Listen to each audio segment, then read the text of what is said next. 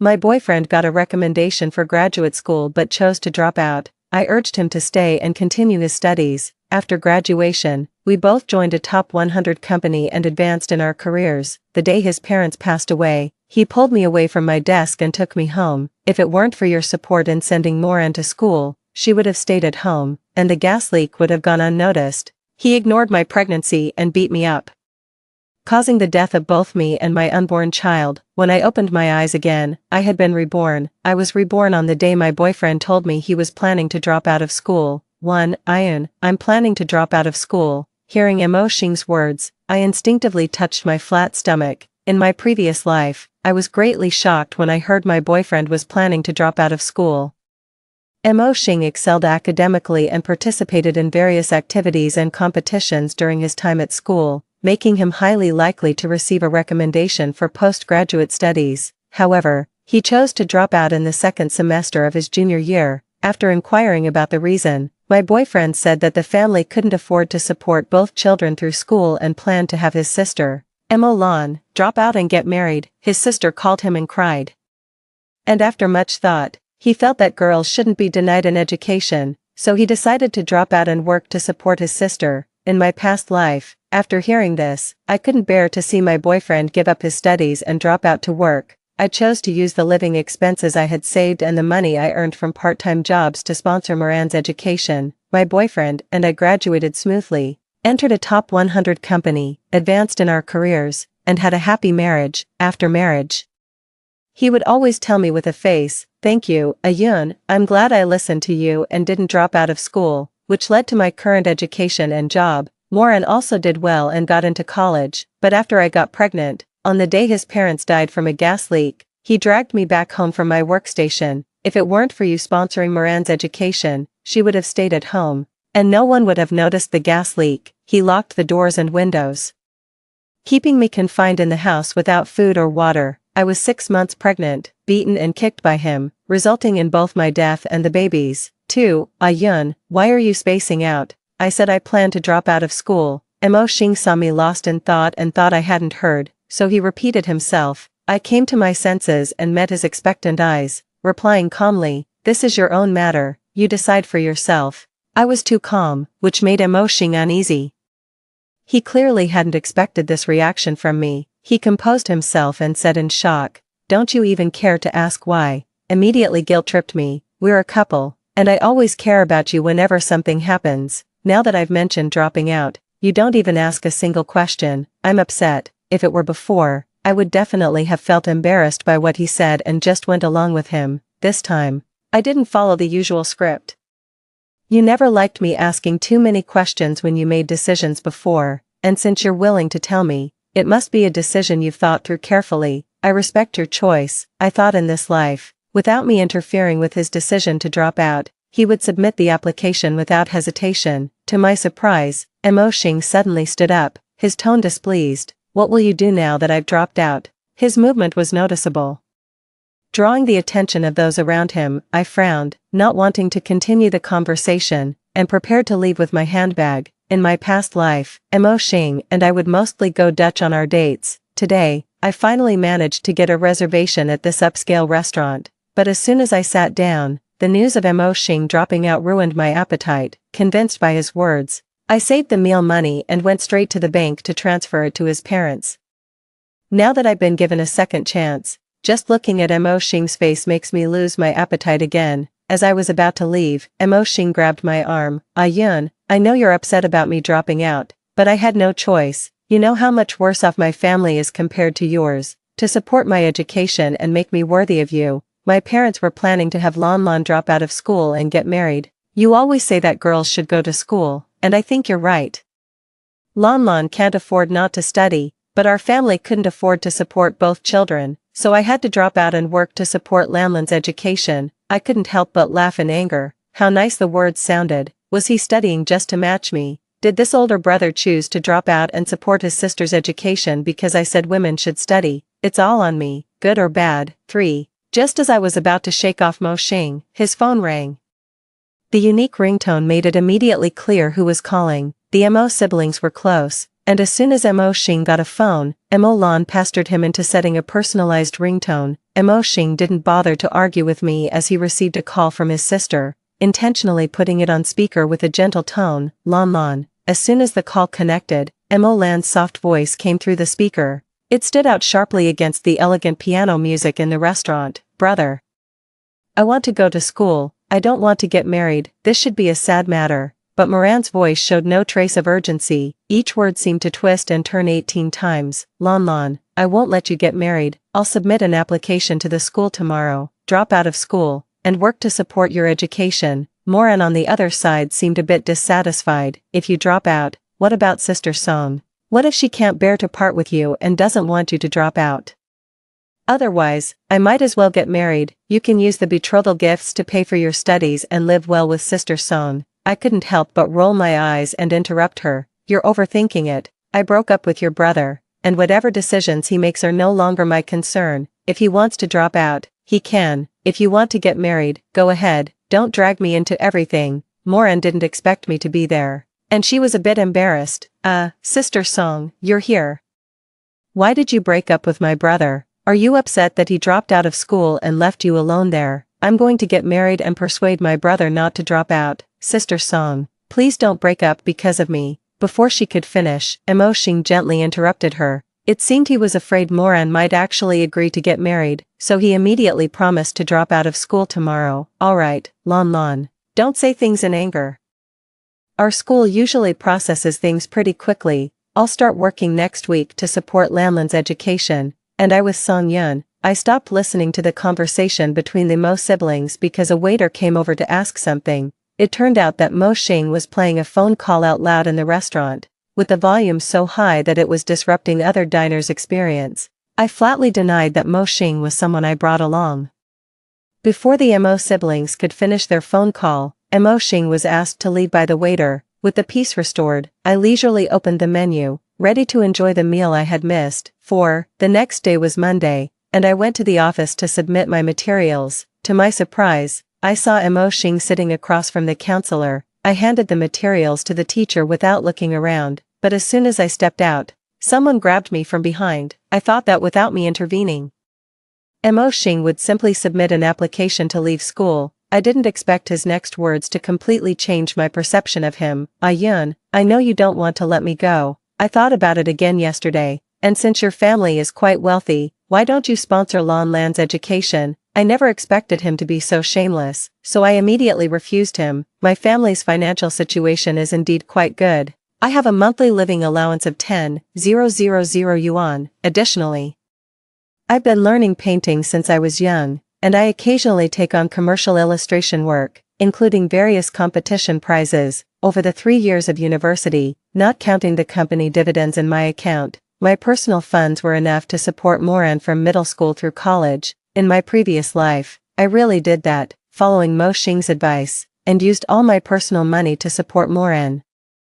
Hundreds of thousands of dollars are enough for a family to support 2 children's education and live a good life. Moreover, in my previous life, I was lured by Mo Xing and kept sending money to the Mo family. With my support, the Mo family's standard of living in the small town skyrocketed. Not only did they pay in full for a car, but they also bought an apartment in the city. Moran also started wearing all sorts of luxury brands. Her grades didn't improve much, but she dressed more and more flamboyantly. In the end, she bribed her way into the best high school with excellent faculty, managing to push her grades just above the undergraduate admission line. After the college entrance exam, Moran was determined to apply to universities in Kyoto, and her doting brother Mo Xing naturally agreed. Kyoto is 2 hours away by plane from the city where the Mo family resides. Moling was worried about a girl traveling alone, so he made me, despite having a high fever, go home to bring her to Beijing. Moling complained about the poor dormitory conditions at school, and Moing even gave her the we bought together in Kyoto to live in. On the day Moing locked me at home and beat me to death,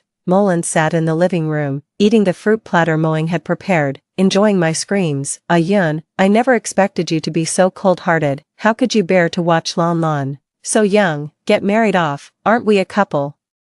Shouldn't we help each other? We're going to be family in the future, so why be so strict about money matters? And my academic advisor told me again that based on my performance, securing a postgraduate recommendation is almost certain. Once I graduate with my master's and start working, making money will be easy, and I'll definitely pay you back." I laughed. So, he was persuaded by the advisor and backed down. It turns out he also knows he's about to get a postgraduate recommendation.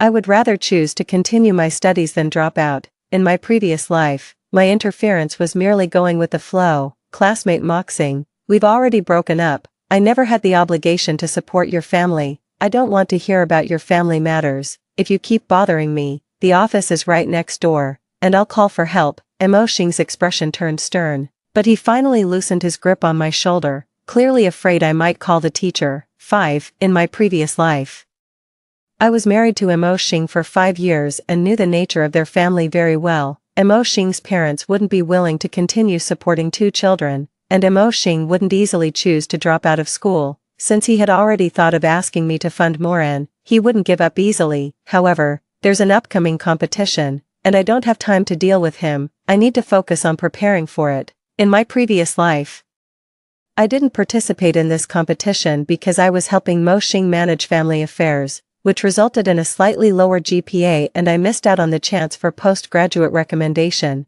During my senior year, the Mo siblings interfered with various excuses, and I didn't even apply. After working for a year and moving into the company dormitory, I was finally able to focus on preparing for the postgraduate entrance exam and eventually got into my dream school.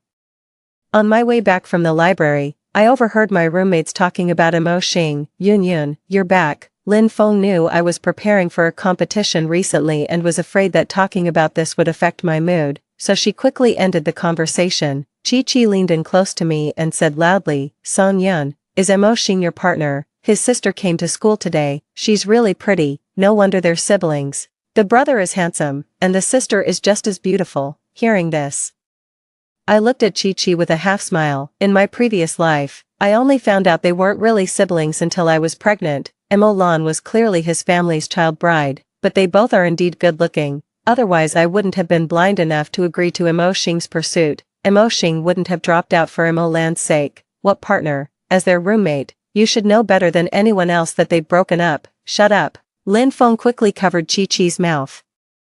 Chi-Chi kept gossiping about Emoshing even with his mouth covered. "I heard his sister is here to get him to drop out." "Hey, Song Yun, are you going to miss him if he leaves?" I had a vague feeling that Chi-Chi was a bit off. Our dorm relationships have always been great, but we never pry into each other's privacy. I had already told them about the breakup, and Chi-Chi didn't pay much attention to it before. Why is she asking so much about it today?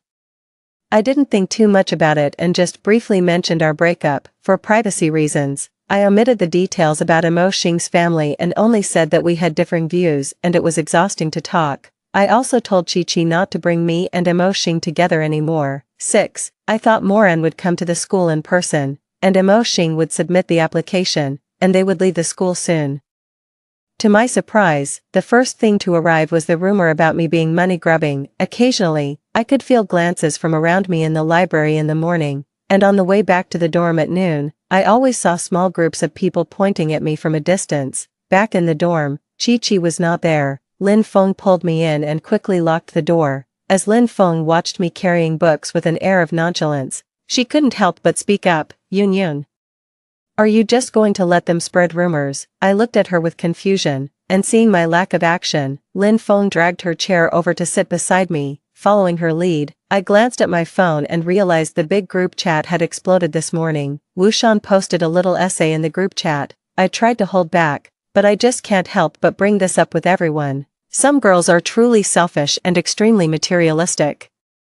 My friend pursued her for half a year during his freshman year, spending over 10,000 yuan in total. They dated for over 2 years, with him bringing her breakfast every day, paying for meals, and basically taking her to all the competitions and activities, only to have her take the credit. Every date had to be on her terms, and she constantly demanded gifts for no reason.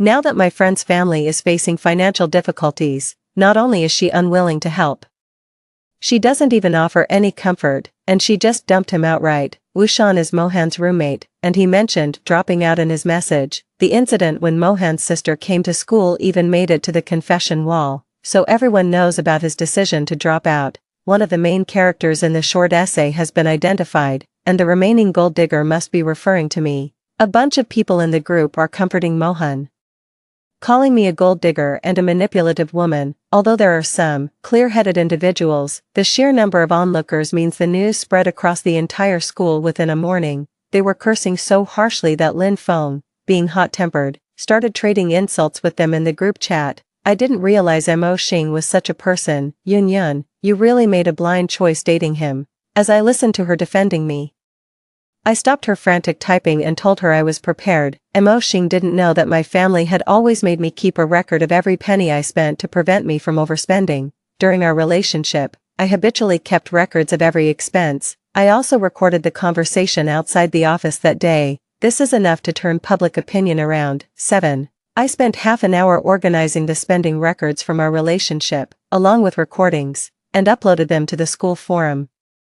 While organizing, I also found some unexpected surprises, which I included in the post. My account is highly active on the forum due to frequently posting experience threads, so the post quickly gained traction and was pushed to the top. The post directly addressed each of Wushan's essays in the group chat, responding to every point. Mo Xing brings me breakfast every day, which is the widely acknowledged terrible baozi from the second canteen that costs 1 yuan each. While the money I give him for breakfast is 20 yuan daily, the so-called meals where Mo Xing pays are only in the canteen. In reality, Mo Xing and I eat at the canteen for at most half a semester. The rest of the time, we eat outside. Since it was my suggestion, I pay. Competitions and activities are even more absurd. Apart from asking Mo Xing to conveniently deliver some documents for me in our sophomore year, he probably doesn't even know what activities I participated in. As for dates and gifts, it was all left to me because Mo Xing said he rarely went out and didn't know what to do with me. The bulk of the expenses were also on me. In nearly 3 years of dating, the only gifts Mo Xing gave me were handwritten letters and trinkets from the $2 store. Instead, I carefully prepared gifts for every holiday and even gave quite a few things to his parents and Mo Lan. The amount in my payment records far exceeds everyone's imagination.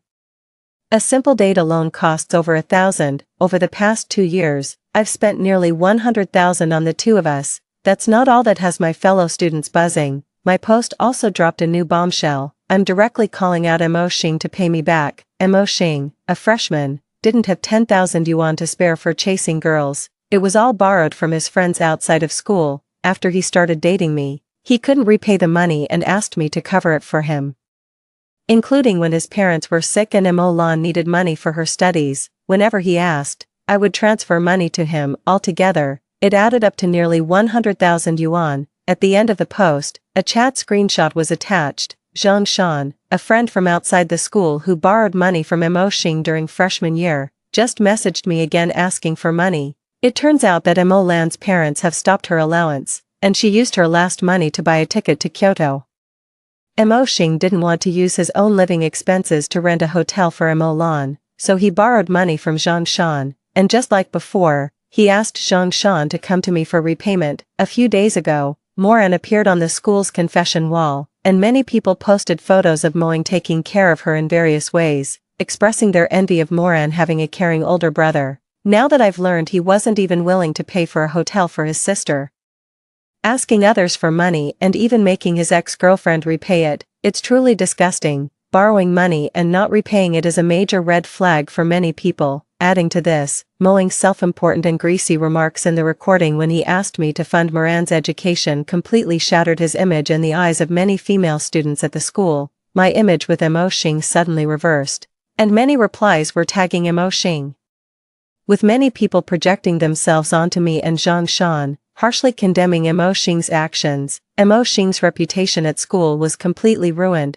As soon as the process for his withdrawal was completed, he immediately packed up and left the school. 8. Chi-Chi suddenly suggested having a picnic in the park this weekend. It has been raining non-stop recently, so the weekend promises to be a rare fine day. With the competition preparations almost done, I agreed to go for a picnic to breathe some fresh air. The picnic went smoothly, but as the three of us walked back to school arm in arm, we unexpectedly ran into someone. Mo Xing's parents actually came to the school. In my previous life, because I sent money promptly, I didn't meet his parents until just before I married Mo Xing. With gentle eyes and a simple smile, they fit the stereotype of kind and honest people. Except for that one time when they didn't let me divorce Mo Xing. The elders treated me very well, and I never experienced the typical bad mother-in-law and daughter-in-law relationship. This time when I saw them, I realized how well they had acted in their previous lives. Are you Song Yun? Mo's mother stopped me, her expression hostile. I didn't want to deal with them, and wanted to leave with Lin Feng, but Chi stopped. Song Yun, Auntie is looking for you, don't leave, it's impolite. Having confirmed that I was the one they were looking for, Mo's parents forcibly grabbed me. You filthy bitch, you cheated my son out of his money and now you want to run. Come, go home with us, since you've spent our Mo family's money, you're our Mo family's daughter-in-law, come back with us to get married. I was shocked by their words and quickly pulled away from Mo's dad, who was trying to take advantage of me while grabbing me. Lin Feng also came over to help me pull away from Mo's mom, who was pinching me. With a crowd around, Mo's parents, seeing that force wouldn't work, exchanged glances and then threw themselves onto the ground, wailing loudly, "Oh dear, come and see, college students are bullying the elderly, such a good girl, with hands and feet, not going out to work and make money, but relying on a man to support her. She's drained all my son's money, now our family can't even afford to eat, and my son had to drop out of school to work. Since the beginning of my freshman year, my living expenses at school have been decent, and many people know that my family is well off. The rumor about me being materialistic only started because not many people knew about Mo Xing's background. After reading Wu Shan's essay, people subconsciously assumed Mo Xing was wealthy, which is why I stayed with him for so long and got quite a bit of money, thanks to the last rumor. Mo Xing's routine of borrowing money was exposed, and few believed what Mo's parents said.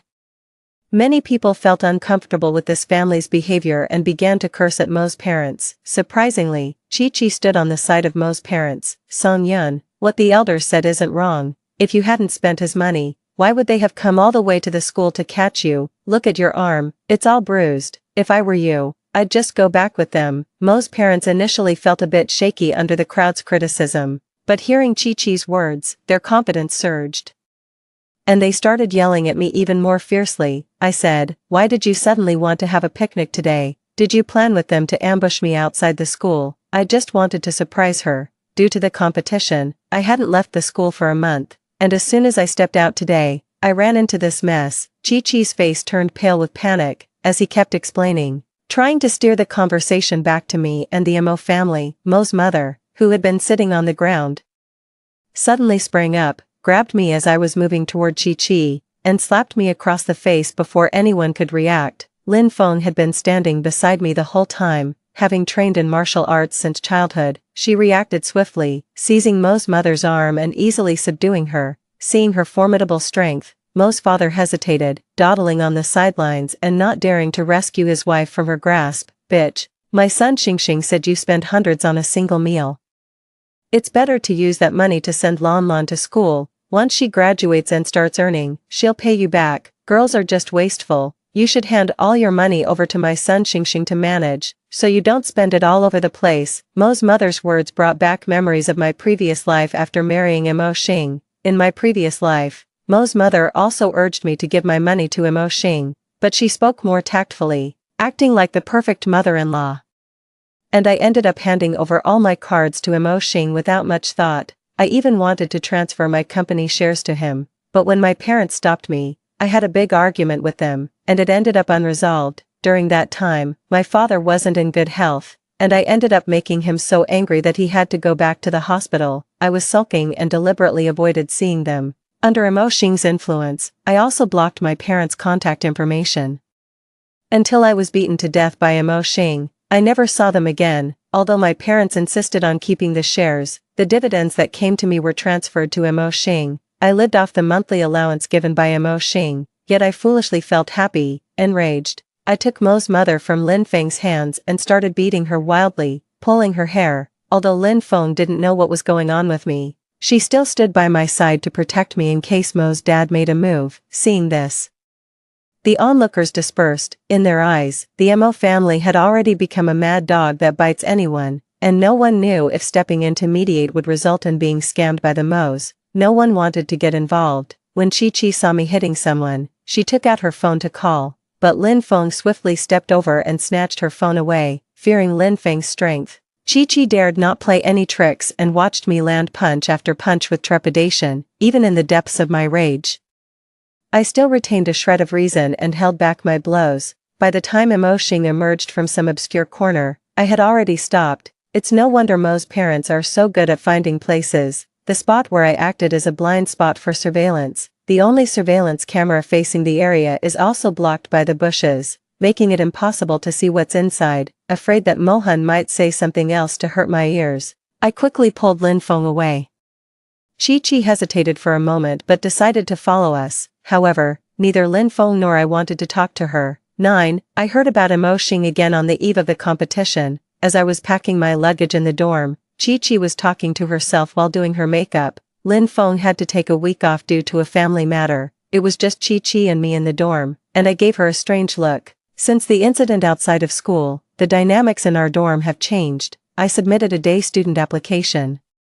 And Lin Feng also submitted a request to change dormitories. Chi-Chi seemed oblivious to our disinterest in engaging with her, occasionally chiming in to assert her presence. Song Yun, do you know what Mo-Xing has been up to since he dropped out? With that, she turned to face me. It's obvious he didn't finish college. What decent job could he possibly find in Beijing, unless he goes back to their hometown county with Moran? I zipped up my suitcase and didn't say a word.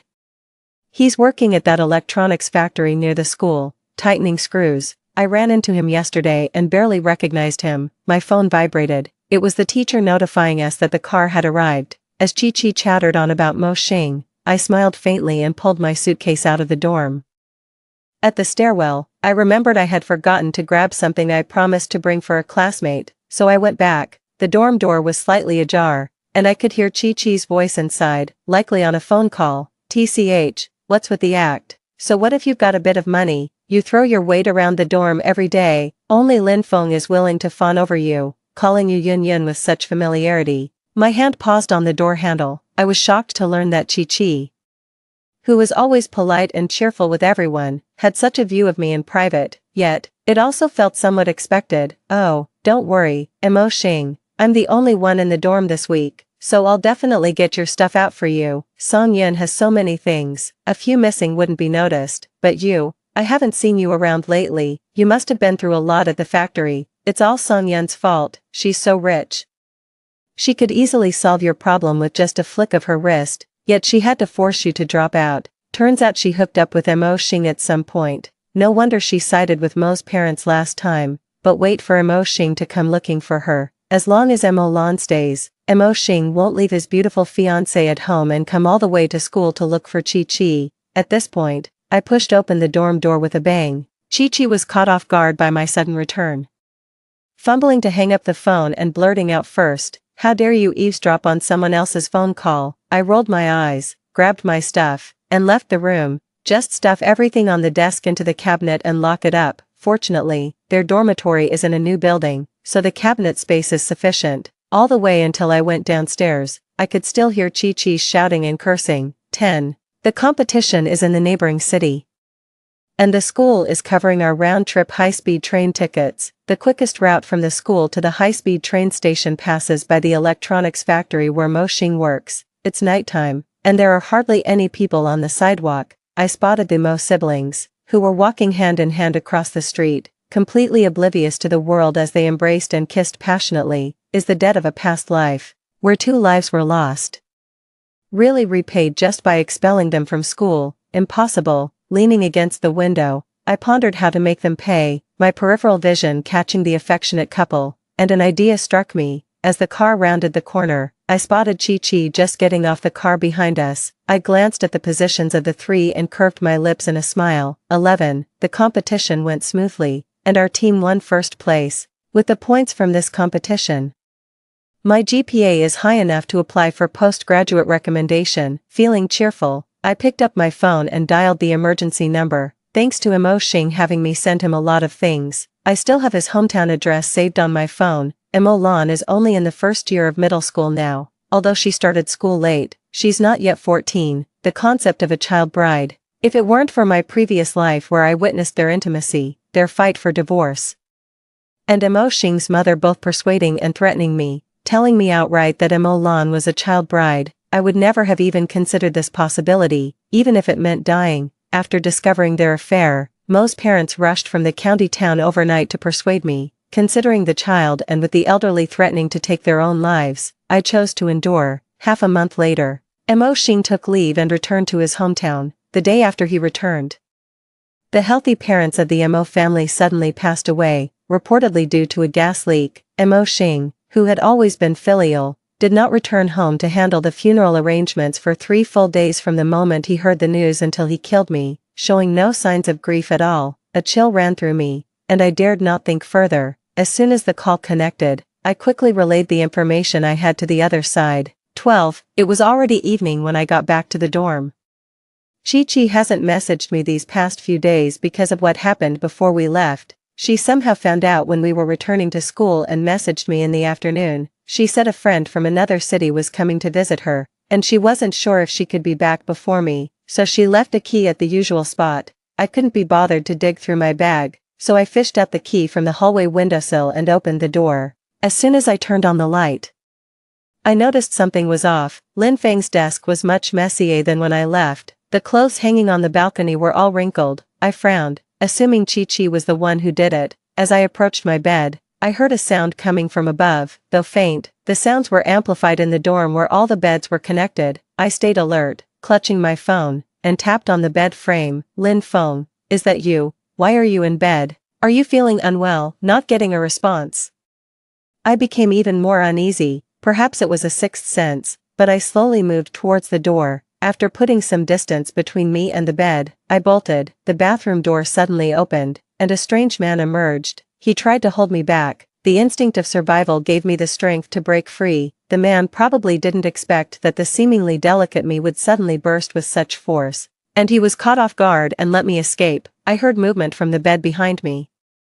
There was indeed someone on it. Without looking back, I ran out the door. While the man hadn't chased me out yet, I bolted the door from the outside and shouted for help to attract people from the surrounding dorms. It was quite late when I got back, but luckily there were still many night owls around. In no time, half the floor had gathered at our dorm door. People from upstairs and downstairs, hearing the noise, were rushing over. I was so scared that my hands were shaking, and it took me a while to dial the counselor's number. A man trapped in the dormitory was frantically banging on the door. He probably knew that trespassing into the girls' dormitory was illegal, so he dared not make a sound, just frantically banging on the door. The people gathering around were also a bit scared by the banging, asking each other what was happening. The commotion inside soon stopped, but no one dared to open the door. The dorm manager rushed up in a hurry, unlatched the door, and the room was empty. My bed curtain was torn at one corner because the person got out of bed in a rush. The balcony door was wide open,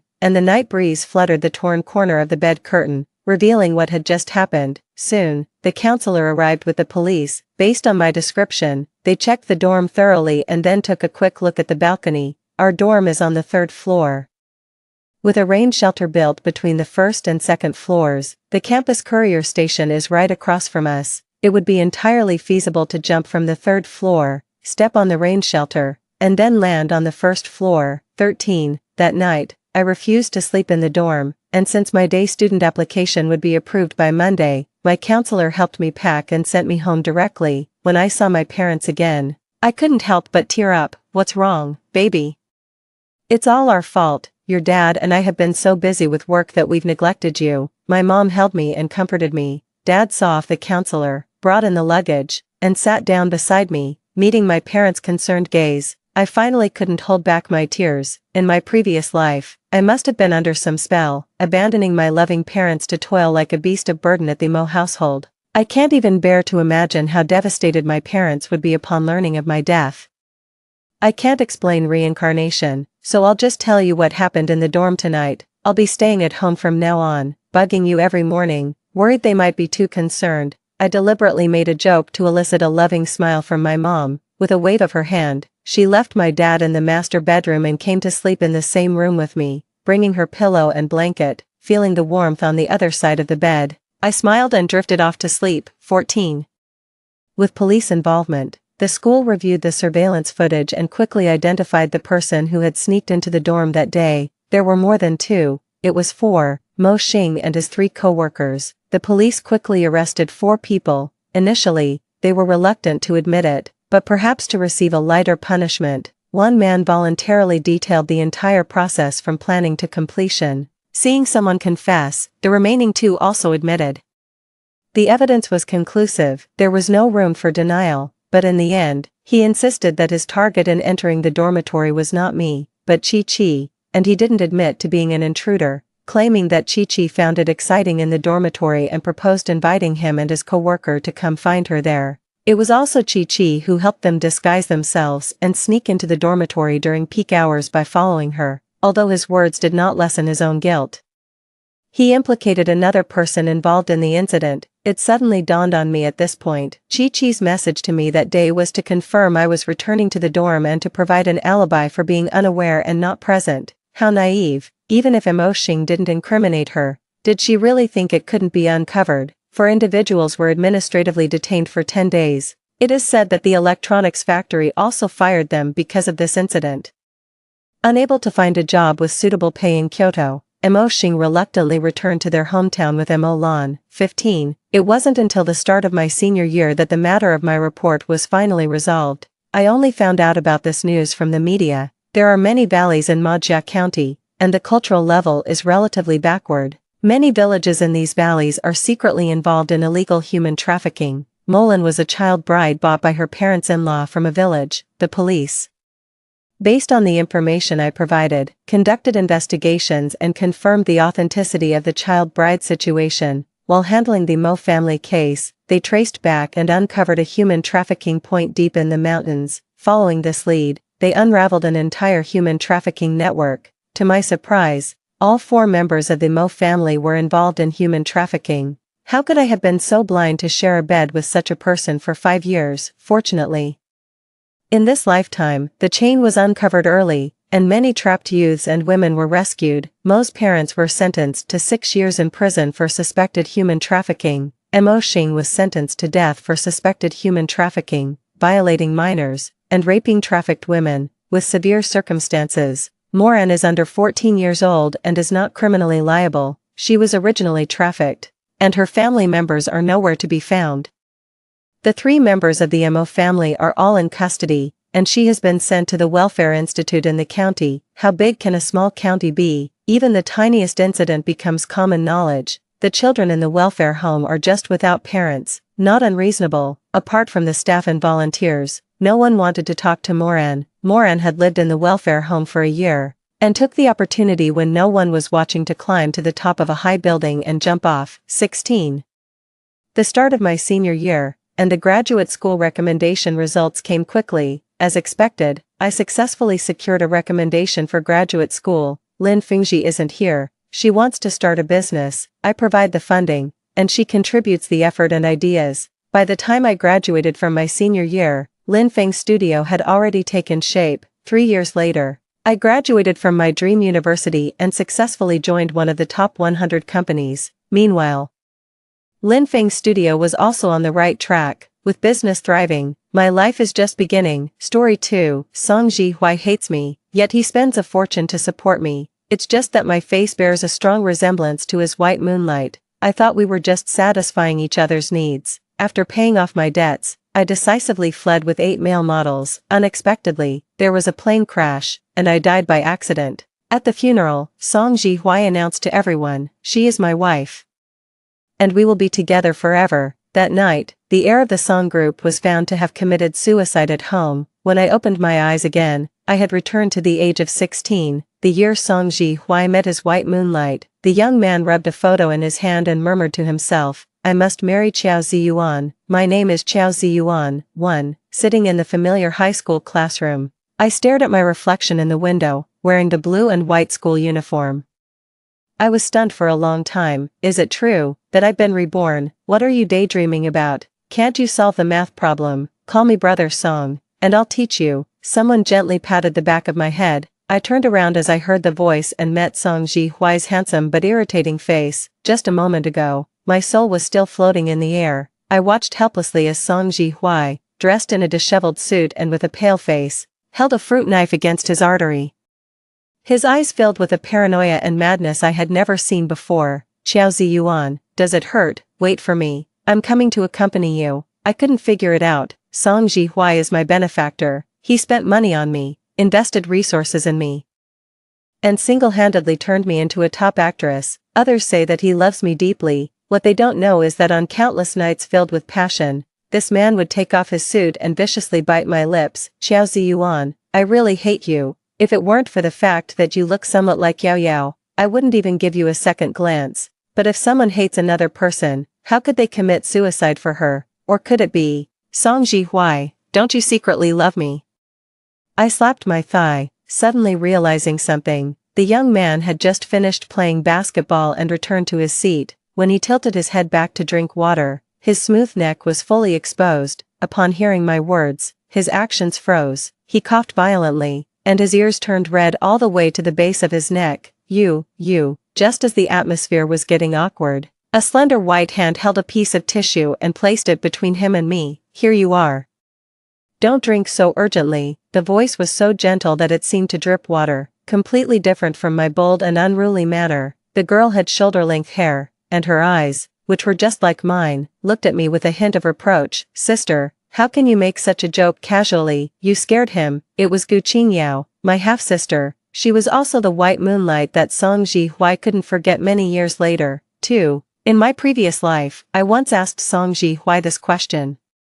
You're so good to me. Do you like me? At that time, I had just finished a night scene and was starving. Song Ji-Huai stood in the kitchen wearing an apron, calmly pouring oil and cooking noodles. Don't think too much. We're just getting what we need from each other. The man's voice was cold. Oh, that's for the best. I drawled and smiled heartlessly. Keep your heart in check, Song Ji-Huai. A person can't be so cheap. After being dumped by me once, how could you still come crawling back?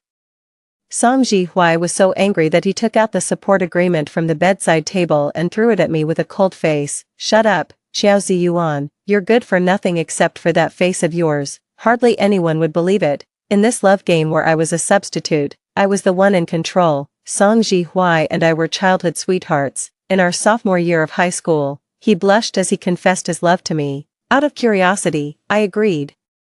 We had a period of affectionate time together, but soon, there was a traitor within the Song group. The capital chain broke, and it was on the verge of bankruptcy. Song Ji-Huai was forced to transfer schools. Before leaving, he almost pleaded with me, can you not fall in love with someone else for my sake? I had a blank expression as I resolutely broke free from his grasp. We were just having some fun, don't take it seriously. Okay, I've been pampered since I was a child. And the person I marry in the future should also be of the same social status. If you weren't from the Song family, I wouldn't even look at you. Besides, now that the Song family is on the verge of bankruptcy and you have nothing, do you think I would wait for you? I still remember the look in Song Ji-Huai's eyes, a mixture of sadness, anger, and disbelief. Gu Qingyao, who had always had a crush on him, didn't hesitate to give up her place of being recommended to a prestigious noble academy and resolutely went with him, accompanying him through 3 long years of hardship. It's easy to imagine, the more Song Ji-Huai hated me, the more he loved Gu Qingyao. 3. Through the torrent of time, when I saw the two of them together again, I suddenly had an epiphany and thought of a way to break the situation, since God has given me a chance to live a new life. Instead of having a love-hate relationship for more than 20 years and still ending up badly, it's better to match up the true lovers. To be fair, although Song Ji-Huai says one thing and means another and is extremely stubborn about his pride, he is actually a very nice person and deserves a healthy and beautiful relationship. After thinking it through, I patted Song Ji-Huai on the shoulder, acting like we were good buddies. Ha ha ha, I'm just kidding, how could young Master Song like me? Class is about to start, let me copy your homework. I didn't do well in my studies, and Song Ji-Huai specially applied to be my deskmate to tutor me. Occasionally, when there wasn't enough time, he would let me copy his homework first and then explain it to me in detail later. But this time, he snatched the workbook away and, with a dark face, spat out 3 words, do it yourself. Since you called me young Master Song, do you really think you can copy the young master's homework? I could hear the sarcasm in his tone and pouted, saying, Tisk, you're more petty than a sesame seed. Humph. Song Ji-Huai didn't take the tissue from Gu Qingyao. Instead, he grabbed the handkerchief I had placed on the table and casually wiped his mouth. At that time, Gu Qingyao had just transferred in, and Song Ji-hwai didn't care about her as much as he did later. Seeing her stamping her foot in frustration and preparing to leave, I took a deep breath and spoke up at the right moment. Gu Qingyao, let's switch seats, huh? Gu Qingyao looked at me suspiciously. Are you willing to separate from him? Song Ji-hwai and I had a bond from growing up together since childhood. We often played around and were as close as Siamese twins. Many classmates in the class assumed that we were a couple, but we just hadn't made it public. There are other people who do well in their studies besides him. My voice was calm as I drew a clear line with that one sentence. Song Ji-hwai was obviously anxious. Come on, is it just because I won't let you copy my homework? You can't be this serious when joking around. I forcefully pulled the handkerchief back from his hand and calmly started packing my school bag. I'm serious. I'll go and talk to the head teacher after class at noon. You haven't helped me much. Sometimes, when you talk too much, it even affects my studies. In short, I don't want to be your deskmate anymore. Song Ji-hwai couldn't adapt to my sudden change. I don't agree. His facial features were profound, and when he looked at me with a gloomy face, a sense of oppression came over me. Gu Qingyao looked at me and then at him. She asked cautiously, "Are you two quarreling?" I dug my nails into my palm and tried to make my voice sound calm. Song Ji-hwai, don't act like we're breaking up, we're just friends. Where I sit and who I switch seats with are my own business. 4. After I earnestly proposed to the head teacher several times, Song Ji-hwai and Gu Qingyao finally sat together. Song Ji-hwai had a gloomy face for several days and ignored everyone, looking as if someone owed him 8 million. I saw it and was anxious in my heart. So one day after school, I stopped Gu Qingyao. You like Song Ji-hwai, right? I'll help you chase him. She didn't agree immediately. You're not using Song Ji-hwai to take revenge on me, are you? After my mom married your dad, you moved out of the Chow family's villa. I know that although you don't say it, you've always hated me in your heart. Gu Qingyao called me sister, but in fact, we weren't very familiar with each other. The memories of my previous life ended when she accompanied Song Ji-hwai to transfer schools. I don't know why the two of them didn't end up together in the end. She went to the UK to pursue a master's degree and became the white moonlight that Song Ji-hwai couldn't let go of. You're thinking too much. I was surprised by her imagination. I really don't like you, but it was my dad's choice to divorce and remarry, and it has nothing to do with you. Gu Qingyao's delicate eyebrows twitched slightly. Fine, my dear sister, then tell me, how can I catch up with Song Ji-hwai? The corners of my eyes curved into a smile. And I spilled out the details like pouring beans from a bag. He can't eat spicy food, his favorite fruit is cherries, and his most interesting subject is mathematics. He often plays basketball in his spare time. You can go and watch his games, but he won't drink the water given by girls. The best way is to fill his water cup before he comes back, so he won't have a reason to refuse. Oh, and the most crucial point is that he's afraid of dogs. But there are several stray dogs on the way from school to his home, so you can have the nerve to walk him home, and he definitely won't refuse. Scenes from the past between Song Ji-hwai and me flashed before my eyes. Our families lived close to each other, and we had been walking to school together since kindergarten. Every time a small dog passed by on the road, he would reflexively hide behind me. He held my hand tightly. Dog, it's so big. Xiao Ziyuan, protect me quickly. I couldn't help but look down on him. You're such a coward, look how scared you are. Finally, I patted him on the shoulder to comfort him. Don't be afraid, when I become a big star, I'll take care of you. As the little dog walked away, Song Ji-hwai let out a long sigh of relief. He tilted his head and thought for a moment. Then I'll earn money to fund your movies. I happily high-fived him. It's a deal. I can't forget that quiet summer night. With the warm light of the street lamps shining down, the little Song Ji-hwai suddenly turned his head and said seriously, Xiao Ziyuan, we have to stay together even when we grow up. I talked until my mouth was dry, and Gu Qingyao benefited a lot. Why are you helping me? She asked. I smiled. You two are a perfect match. My dad didn't have much interaction with Gu Qingyao, but in my previous life, when I was in a desperate situation, I received an anonymous transfer of money.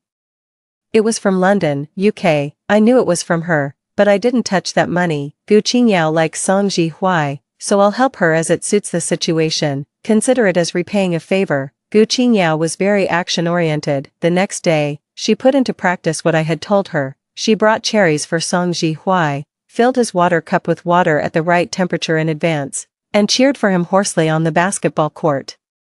Song Ji-hwai's attitude towards her changed from being polite and distant at first to joking and playing around. It seemed that they had become very familiar friends. Once, after evening self-study, I secretly followed them. I saw Gu Qingyao walking beside Song Ji-hwai with a wooden stick and gently comforting him. Some people are afraid of dogs, but actually, dogs are more afraid of people. Stray dogs are really pitiful. Song Ji-hwai stared at her for a while, and a gentle smile curled up at the corners of his mouth. Thank you, Gu Qingyao. Under the dim streetlights, the young man and woman walked side by side, and the scene was particularly warm, but I took several deep breaths. There was no joy of achieving my wish as I had expected. I just felt pain in my eyes and in my heart. 5. After school at noon, Song Ji-hwai and Gu Qingyao went to the cafeteria for lunch together. The sound of their laughter made my heart feel stuffy.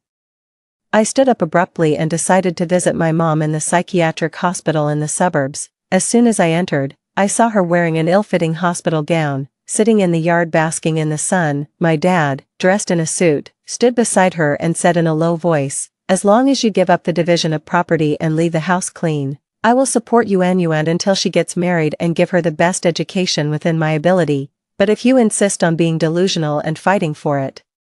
A hint of threat crept into the man's voice. "Then I will give up her custody and let her fend for herself with you, a crazy person." My mom smiled bitterly. "Do you really have to push me to a dead end and even threaten me with our daughter?" My dad coldly retorted, "When dealing with abnormal people, you have to use abnormal means, don't you? Fine, as long as you treat Yuan well." She chooses the second option. I raised my voice and interrupted my mom, angrily staring at this heartless man. "I will live with my mom. We should get every penny of the property that belongs to us." Yuan, don't say such angry words. Her schizophrenia and anxiety disorder have a very high genetic probability. Only by staying with dad can you get the best treatment. My mom also held my hand tightly. "Yes, Yuan, what your dad said makes sense. I'm a crazy person. You're still young and can't waste your time on me, regardless of what illness she has. Whether it's cancer or a mental illness, she is my mom. I'm not like you, a heartless man who is good at calculating. I will never leave her." I slowly exhaled and made the same choice as in my previous life. "Dad, I still call you Dad. If there's nothing else, you can leave." Before my dad left, he gave me a deep look. No one can stand having someone on the verge of going crazy by their side. Over the past 10-odd years, I have been more than kind to your mom, Yuan. It won't be long before you regret the decision you made today. On the way back, my mind was in a mess. There was still more than half an hour before the afternoon class started, and the classroom was empty. I immediately saw the seat by the window. Gu Qingyao had gone out, and Song Ji-hwai was rubbing a photo in his hand, muttering something. The sunlight seemed to gild his profile, making him incredibly good-looking. At the same time, I could clearly see the person in the photo. With delicate features, a high ponytail, and a beaming smile, it was me. The chirping of cicadas filled the air, and everything around me seemed to fade away. I understood the shape of Song Ji-hwai's mouth. I must marry Xiao Ziyuan. I was in a daze for a moment. It was as if I had returned to my previous life when I had been working hard. Finally, after paying off my debt to Song Ji-hwai, I hired 8 male models at once and happily went on vacation to the Maldives. Unexpectedly, the plane crashed. My body was frozen in the mortuary for 3 days, and no one claimed it. It was not until Song Ji-hwai, who had been on a business trip, came back that he held a grand and decent funeral for me. When someone asked about the relationship between us, he stared at my posthumous photo and announced to everyone in a hoarse voice, "She was my wife. We will be together forever." The scenes overlapped. I stumbled in. "Song Ji-hwai, are you crazy?" Song Ji-hwai was startled by my sudden action, and a red flush appeared on his cold, pale cheeks. He coughed twice and didn't dare to look at me directly. "Gu Qingyao said that I should take my time when chasing a girl, but I really can't stand living without you. Since you've heard it, then I'll make a formal confession." He couldn't confess. Alarm bells rang in my heart. Song Ji-hwai had been ruined by me once, and I definitely couldn't make the same mistake again. I snatched the photo from his hand and threw it on the ground. "I treat you as a brother, but you're a pervert." Song Ji-hwai stood there stupidly, feeling both ashamed and annoyed. After a 2-minute silence, he let out a sigh. "Okay, I was abrupt. I apologize to you." He picked up the photo and carefully blew off the dust on it. He grabbed my wrist and made me sit down, his peach blossom eyes full of concern. "What's wrong?" Are you in a bad mood? Did your dad make you angry again? Damn it, I'll go and reason with him. I hung my head. Because of his sincere and candid concern, I burst into tears without warning. Stop liking me. I'm selfish, profit-seeking, and heartless. There will be no good end to liking me. No, Xiao Ziyuan, it's not like that. Song Jihui bent his fingers to wipe away my tears, his expression more serious than ever. You have a passionate personality, you're loyal. And you have a kind heart. You are too many to finish listing even if I talk for 3 days and 3 nights. It's easy and happy to fall in love with you. So I burst into sobs. But you'll die, Song Jihui, you'll die. 6. Just like in the novels about reconciliation after a breakup, in my previous life, I had cynically mocked Song Jihui, who had transferred schools due to his family's bankruptcy. 7 years later, at a charity gala held by a well-known brand, I was a waiter. I was scolded by the manager for breaking a plate. When I broke down and cried, Song Jihui, dressed in a well-tailored suit, descended from the sky. How much do I need to pay for it? I'll pay for her. Sorry, Mr. Song, I didn't know she was yours. The manager changed his irritable demeanor and smiled obsequiously. You donated 5 million in the name of the Song Corporation. What's a plate? Song Jihui looked down at me with a coldness in his eyes that I had never seen before. Xiao Ziyuan, when you laughed at me for being poor and said I wasn't worthy, did you ever think there would be a day like this? He probably wanted to humiliate me, but I wasn't the least bit embarrassed. I slowly stood up and retorted coldly, a proper ex should be as good as dead, instead of suddenly popping up like a zombie. Song Jihui gritted his molars and relentlessly chased after me. Damn it, are you short of money? Why are you here? I pushed him away and walked forward. The next second, an arm wrapped around my waist and forcefully pressed me against the wall. The man's hot breath was right beside my ear. If you're short of money, I can support you. Qingyao has gone abroad, and you look somewhat like her. 10,000 yuan a month, you can be her substitute and stay by my side. What do you think? He leaned close to my ear, his tone frivolous, deliberately trying to embarrass me. According to my character, I should have slapped him, but in reality, my mom's medical expenses were increasing day by day. I had been struggling to make it to my junior year of college by working part-time while studying. The burden of life was weighing me down, and my mom had frequent outbursts and attempted suicides. What was even more terrifying was that I was gradually losing control of my emotions. If there was no money for medical treatment, I would most likely become the crazy woman that others talked about. So after a long silence, I looked up at him and said softly, in that case, thank you, Mr. Song. I was studying at a film academy. I originally planned to drop out and work after finishing that year to pay for my mom's medical treatment. Song Jihui was as tight-lipped as a clam, although he was sharp-tongued. He helped me pay off my student loans and intended to help me debut. Don't be stingy with the money I give you. If it gets out, people will think I'm a miserly benefactor. A large amount of resources were thrown at me. I took on acting roles and participated in variety shows. In just 3 years, I went from an unknown college student to a sought-after first-line actress, but my genetic traits began to surface, and my mental state continued to deteriorate. Forced by this situation, I could only send my mom to the Maldives to recuperate first, and then unilaterally tear up the support agreement and follow her. After deducting the possible future treatment expenses from the money I earned since my debut, I transferred the vast majority of the remaining money to Song Jihui's account. First, to pay off my debt. After all, he had helped me so much. Second, to draw a clear line with him. I was like a bomb that could explode at any moment, and there was really no need to delay him. I won't be this substitute anymore. I wrote a few big words on the bathroom mirror with lipstick. I pretended not to notice Song Jihui's feelings for me and used the excuse of being Gu Qingya's substitute as always, afraid that he wouldn't believe it. I even hired 8 male models to act with me. So when the news of my plane crash came out, the anti-fans mocked me. How lustful is Xiao Ziyuan? Can she handle 8 male models? Is this woman letting herself go because she's been dumped by her benefactor? Sigh. Who doesn't know that Xiao Ziyuan is backed by the person in charge of the Song Corporation? To be honest, what does she deserve? Song Jihui, who had never used Weibo before, specially registered an account. Xiao Ziyuan is a very professional actress. Even without me, she can shine on the screen. Those who hide behind the screen and belittle her and spread baseless rumors, the Song Corporation will hold them accountable according to the law. 7. It felt like an eternity before the shock in Song Jihui's eyes gradually faded away. his light-colored lips moved, as if he was eager to confirm something, but the words that came out took a different turn. What do you mean I'll die, Xiao Ziyuan? What are you talking about? Nothing, I sniffled and pinched my fingertips to force myself to calm down. If I confessed that I was reborn now, Song Jihui would most likely think that I had gone crazy because of the math problems. Then why do you look so sad? Also, why are you rejecting me? You should give me a reason. I avoided his gaze. It's because, I don't have feelings for you. I don't believe it, Xiao Ziyuan. If you have the guts, look me in the eye and say it again. I suddenly turned around and glared at him. Stop talking nonsense. I said I have no feelings. Song Jihui suddenly pouted, his peach blossom eyes staring straight at me. He looked extremely aggrieved.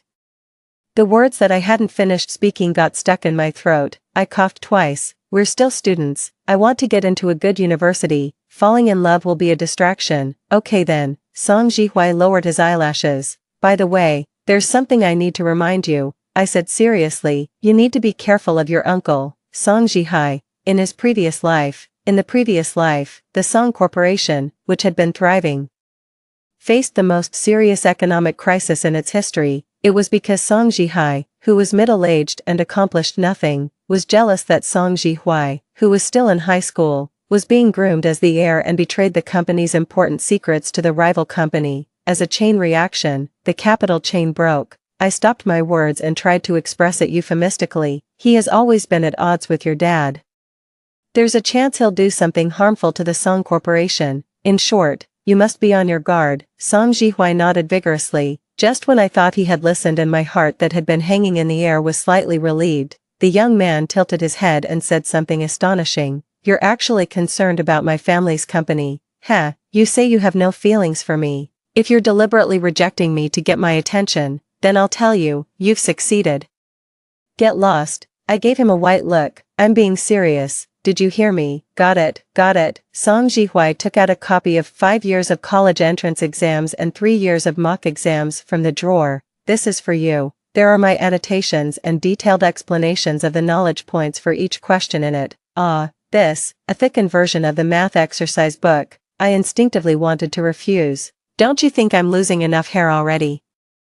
Song Jihui stuffed it into my hand without giving me a chance to refuse. Who just said they wanted to study hard and get into a good university? Take it. In my previous life, I was seriously biased in my studies. Math was dragging down my overall score, resulting in a low score in the general culture course. In order to ask my dad to spend money and pull some strings to get me into the School of Journalism and Communication, my mom not only voluntarily gave up the division of property but also knelt down in front of Gu Qingyao and her mom, losing all her dignity. Thanks, I secretly made up my mind that this time I must improve my grades and not give my dad a chance to take advantage of the situation. Sister, Song Jihui, you too. The preparatory bell rang, and the classmates walked into the classroom in 2s and 3s. Gu Qingyao directly walked towards us, with a teasing smile on her face. Are you two back on good terms? Let me be nosy. Was the confession successful? In an instant, I had an epiphany and wanted to grab her collar and ask her what was going on. Fine, now I'm really curious. I taught you how to chase him, but what on earth is going on? Gu Qingyao shrugged. I did as you said, but I didn't succeed in chasing him. It's better to let you two be together, but I clearly saw that night. I saw the two of them going home together. And Gu Qingyao even helped Song Jihui fend off the stray dogs. It was just an act. If I didn't push you, when would you recognize your true feelings? I was both ashamed and annoyed, so it was fake that I helped you chase Song Jihui, and you two were plotting against me. Song Jihui showed no sign of guilt and accused me through gritted teeth. You pushed me towards someone else, so I had no choice but to resort to this last resort. Also, Xiao Ziyuan, I'm not actually afraid of dogs anymore, he said softly. I only pretended to be afraid when you were by my side. My face burned all the way to the base of my neck. Shut up, Gu Qingyao blinked, looking like a cunning rabbit. Then, do you want to switch seats back? Song Jihui quickly glanced at me and nodded vigorously. I forced myself to remain calm and fled in a hurry. No need. 8. After solving all the messy things, I focused all my energy on my studies. Fortunately, I hadn't fallen too far behind, and there was still enough time. Song Jihui always paid attention to my grades. Before school ended every night, he would check the completion of my homework. He was always available to answer my questions. becoming my exclusive little teacher. Besides him, once during a break, I was troubled by a difficult problem. Gu Qingyao, who happened to pass by, suddenly stopped. Connect point A and point C and draw an auxiliary line to take a look, suddenly enlightened.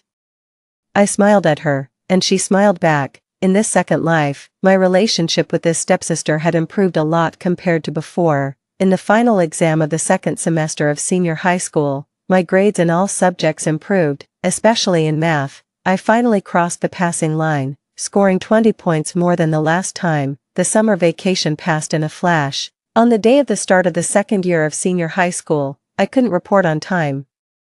Because the lawsuit with my dad was in court, and my mom's mental state was not good, I had to attend as the plaintiff. This profit-seeking man had promised well, but he refused to divide the property that belonged to my mom and me. At this time in my previous life, my dad had extensive connections, and I didn't have the money to hire a lawyer. After arguing my case, I only managed to get a pitiful amount of living expenses. The day before Song Jihuai's family had trouble. I had just saved my mom who had tried to cut her wrists. I was completely exhausted, so when he said he was transferring schools and asked me to wait for him, I didn't hesitate to break his hold on me. In this life, the situation didn't seem to improve with my rebirth. The treatment costs for my mom were high, so I had no choice but to transfer her from the hospital ward to our home. I asked for leave from the evening self-study with the head teacher and stayed at home to take care of her. My mom's condition fluctuated. For the umpteenth time, she grabbed a kitchen knife and went to chop at the neighbor's door. I hugged her around the waist with all my strength and shouted, "Mom, calm down." Behind the protective railing, the neighbor aunt cursed at us. "Not to be mean, but can you move this crazy person out? If there's a next time, I'll call the police." As soon as I snatched the knife from my mom's hand, I didn't have time to be scared. I hunched over and apologized to the neighbor. That's when Song Jihuai and Gu Qingyao showed up. If I remember correctly, Xiao Ziyuan's family lives here. The girl's words stopped abruptly. In the narrow and shabby stairwell, I locked eyes with Song Jihuai, who had climbed more than a dozen floors out of breath and furrowed his brows in disbelief. The thing I was most afraid of had happened. In an instant, I froze in place. Like a criminal waiting for judgment, there was a suffocating silence. Shock, regret, and self-blame alternated on Song Jihuai's face. I swallowed hard and felt a strange sense of relief. Fortunately, there were no embarrassing questions that made me feel humiliated. Coming back to his senses, he naturally apologized to the neighbor aunt on my behalf. Then he helped my mom back to the bedroom. Did I see it wrong? Song Jihuai's outer corners of the eyes are so red. Is he feeling sad? But it's me who's embarrassed. What on earth is he sad about? Gu Qingyao walked over and patted my shoulder lightly. Song Jihuai was worried about you because you haven't gone to evening self-study for several days and you've been asking for leave during the day. That's why he asked me to bring him to see you. Judging from the reactions of the two of you, he doesn't know about your mother, does he? I gave a self-deprecating smile. Now that he knows, he should give up. Gu Qingyao took my hand. The warm touch spread from the palm of my hand to my chest, making me feel much more at ease. She said, "Sis, you really should look in the mirror at your current expression. You look worse than when you cry. Is it really that hard to admit that you like him? Don't think I'm meddling. I'm speaking directly because I consider you two my friends. If you have difficulties, just talk to Song Jihuai. Isn't it better to solve problems and face them together?" I slowly raised my eyes, my voice hoarse. What if I say that I inherited my mother's mental illness? 9. You've seen my father's attitude towards my mother. If Song Jihuai and I really get together, who can guarantee that I won't follow in my mother's footsteps? Perhaps she didn't expect this aspect. Gu Qingyao stared at me and couldn't say a word for a long time. I shook my head, my voice very soft. The person you think is your significant other might turn into a deadly knife. I don't dare to take that risk. Song Jihuai and I are childhood friends, but my father cares about his reputation. Under his deliberate concealment, Song Jihuai doesn't know much about my family and has very little knowledge of the specific situation of my family. Regarding the matter of the hereditary mental illness, I haven't mentioned a word to him in both lifetimes. When I watched TV when I was a child, I always thought that many misunderstandings between the male and female protagonists were unnecessary. At that time, I always thought, you guys should just speak clearly, you're so hesitant when you talk. Only after experiencing it did I understand that some words are really hard to say, and we must also miss out on some things. This is also why I pushed Song Jihuai towards Gu Qingyao. being with a potential mental patient won't lead to happiness, just like my parents. At that time, we had a very unpleasant argument and said a lot of harsh words. In fact, I was afraid that I would regret it. Song Jihui is a very proud person, most likely, he won't go back to his ex, sis. Gu Qingyao wanted to say something more, I interrupted her with a smile. Don't you like him? Why are you trying to match us up instead? Gu Qingyao snorted coldly, even a fool can tell that Song Jihui isn't interested in me. Why should I go out of my way to flatter someone who doesn't care? She raised her chin, and her haughty expression had a hint of inexplicable cuteness. There are 20 trillion men in the world. I'm so excellent, I don't have to be with Song Jihui. I was stunned for a moment and fully agreed. That's right. Song Jihui peeked out from behind the door. I don't know how long he had been eavesdropping. Auntie has been coaxed to sleep by me. Xiao Ziyuan, I came to thank you. Gu Qingyao volunteered. Then I'll go and stay in the bedroom. You two can talk. I don't want to be a third wheel. The crisis of the Song family has been resolved, right? I asked Song Jihui. If you hadn't told me that Song Jihui was up to something, my father and I wouldn't have been able to expose him so quickly. I let out a long sigh and then laughed bitterly. Even without me, the result would have been the same. Song Jihui took the opportunity to show off. Not bad. I didn't expect you to have so much confidence in me. I looked at him with gentle eyes. Song Jihui, you've been reborn too, right? 10. At first, I just felt that something was off. I know Song Jihui too well. He's arrogant and likes to show his kindness in a roundabout way. But the Song Jihui in this life seems to have suddenly unlocked the lock on his mouth. He keeps saying sweet words. There's no reason that when I painstakingly taught Gu Qingyao the skills of pursuing a man, he not only didn't take the bait, but also confessed earlier than expected. I was truly certain of all this when I asked him to keep an eye on Song Jihui. Song Jihui didn't ask me for the reason. He didn't even have the slightest doubt. With thunderous means, he found out the handhold of Song Jihui and neatly dealt with this hidden danger. His calmness and the proficiency of his methods don't seem to belong to a high school student at all. Instead, he looks like a seasoned veteran in the business world. If he hadn't been reborn too, I couldn't think of any other reason. I originally wanted to tell you after everything was settled. Song Jihui and I confronted each other for a long time, and all the events of the past and present lifetimes flashed before my eyes one by one. I can't really describe how I feel. There's a ball of cotton blocking my chest, making me feel sour and swollen. When Song Jihui spoke again, his voice was a bit hoarse. In the last lifetime, I tried my best to climb up the social ladder, just so that one day I could be worthy of you, but when I finally got you back, I couldn't help but hold on to the words you said back then. Even though I desperately wanted to reconcile with you, I was too proud to take the initiative to speak up. In a hoarse voice, he told me, I saw that you needed money at that time, so I fabricated a sugar baby agreement, determined to humiliate you. Gu Qingyao and I actually have no relationship. After transferring to our school, she chased me for a while. After I clearly refused her, she gave up, since she went to study in the UK. We haven't seen each other again. In the shabby living room of the rental house, Song Jihui curled up on the sofa and sobbed with his hands covering his face. If only I had asked you why you needed the money. It's all my fault for being so proud and not being able to bring myself to make peace. Xiao Ziyuan, I'm sorry, your ending shouldn't have been like that. After witnessing everything, Song Jihui finally understood my insincerity. Self-blame and regret engulfed him like the deep sea. I wouldn't have told you even if you asked. I gently hugged him, conveying a great deal of comforting power. As you said, human pride is really ridiculous. You were too proud, and so was I. After we reunited, I was clearly grateful for your rescue. But I didn't want to reveal my broken family of origin and my precarious mental state in front of the person I liked. Repeated harsh words pushed you further and further away. I tried my best to force a smile. It's all in the past, Song Jihui. If it weren't for you making me a top actress, I wouldn't have been able to earn the money to treat my mother, whether it was in the past life or this life. You've helped me a lot. You don't need to blame yourself, holding back the urge to cry.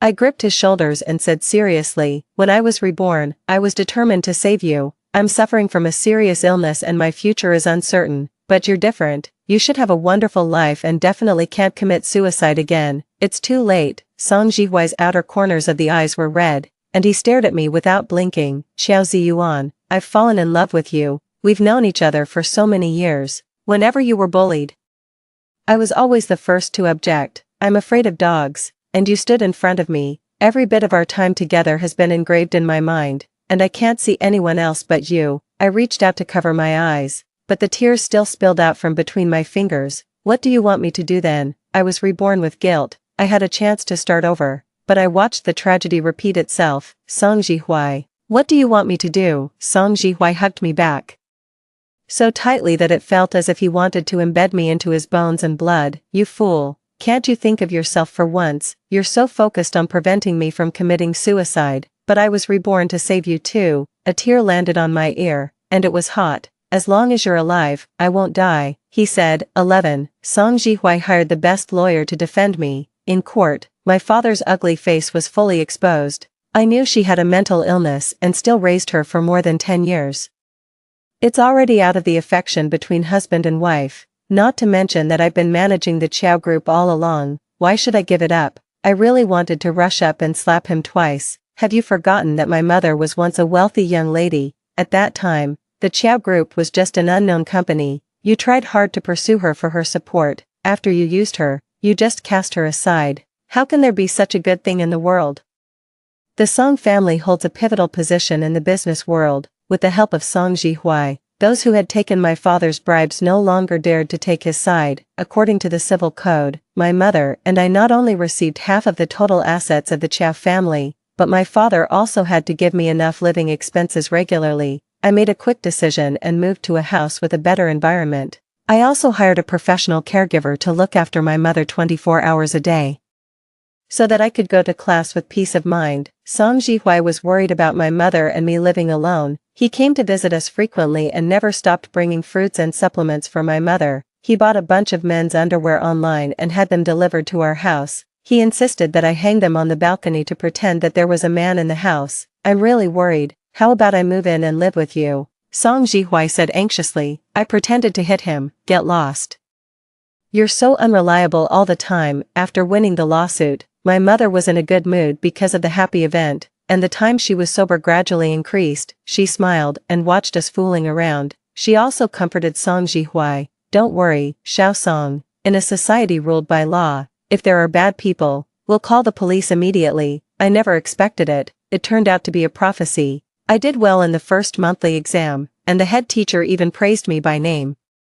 After finally waiting for school to end, I was in a hurry to tell my mother the good news, so I didn't wait for Song Jihui and left first. When that drunk hooligan pounced on me, I was completely stunned. Fortunately, in my previous life as a big star, I had a lot of experience dealing with obsessive fans. I aimed at the right position and suddenly kicked him in the groin. The hooligan was in pain, and a dagger slipped out of his sleeve and stabbed straight at me. In a split second, I realized that this was a premeditated revenge. The dagger shining with white light ultimately didn't hurt me, because Song Jihui rushed over. He fought with the gangster. In the chaos, he was stabbed in the abdomen. The sound of the police siren wailed. I stared in horror as Song Jihui slowly fell. My ears were buzzing. Xiao Ziyuan, am I cool?" He spat out a mouthful of blood in my arms. "Am I much cooler than those 8 male models?"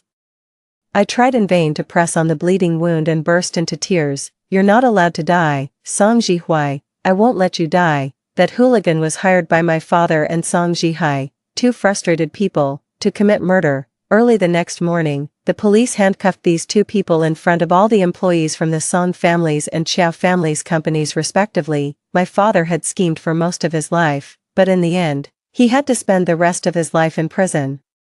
Song Jihui's father had made arrangements with the people inside, and he and Song Jihui would receive the best treatment. Song Jihui was sent to the hospital in time and was not in serious danger. The doctor said it would be some time before he woke up. My mother and I stayed by his hospital bed. They don't know that on countless nights when we were infatuated with each other, this person took off his suit and fiercely bit my lips. Yuan.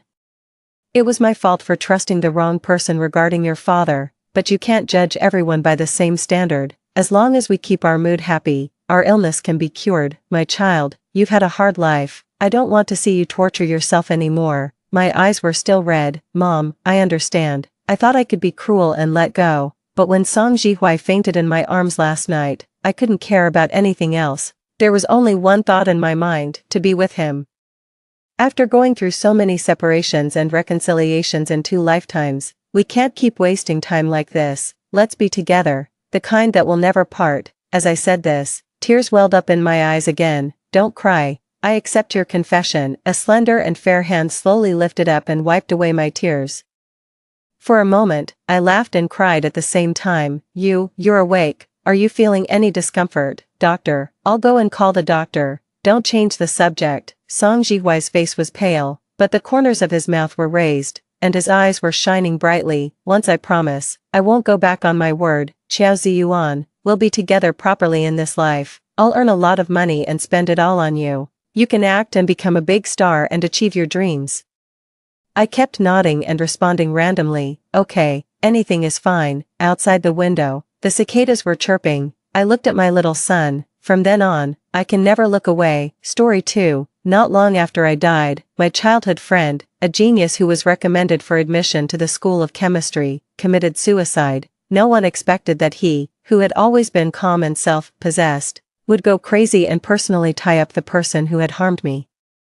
And detonate a bomb at the cost of ruining his own future. In the midst of the flames filling the sky, he murmured desperately, Yang, wait for me. When I opened my eyes again, I returned to my senior year of high school, the year when I had a cold war with him. My desk mate beside me leaned over with a smile and whispered in my ear, Song Yang, I just saw the draft paper of the top student Lin, your name is written all over it. 1. When we encountered a wild beast on the mountain.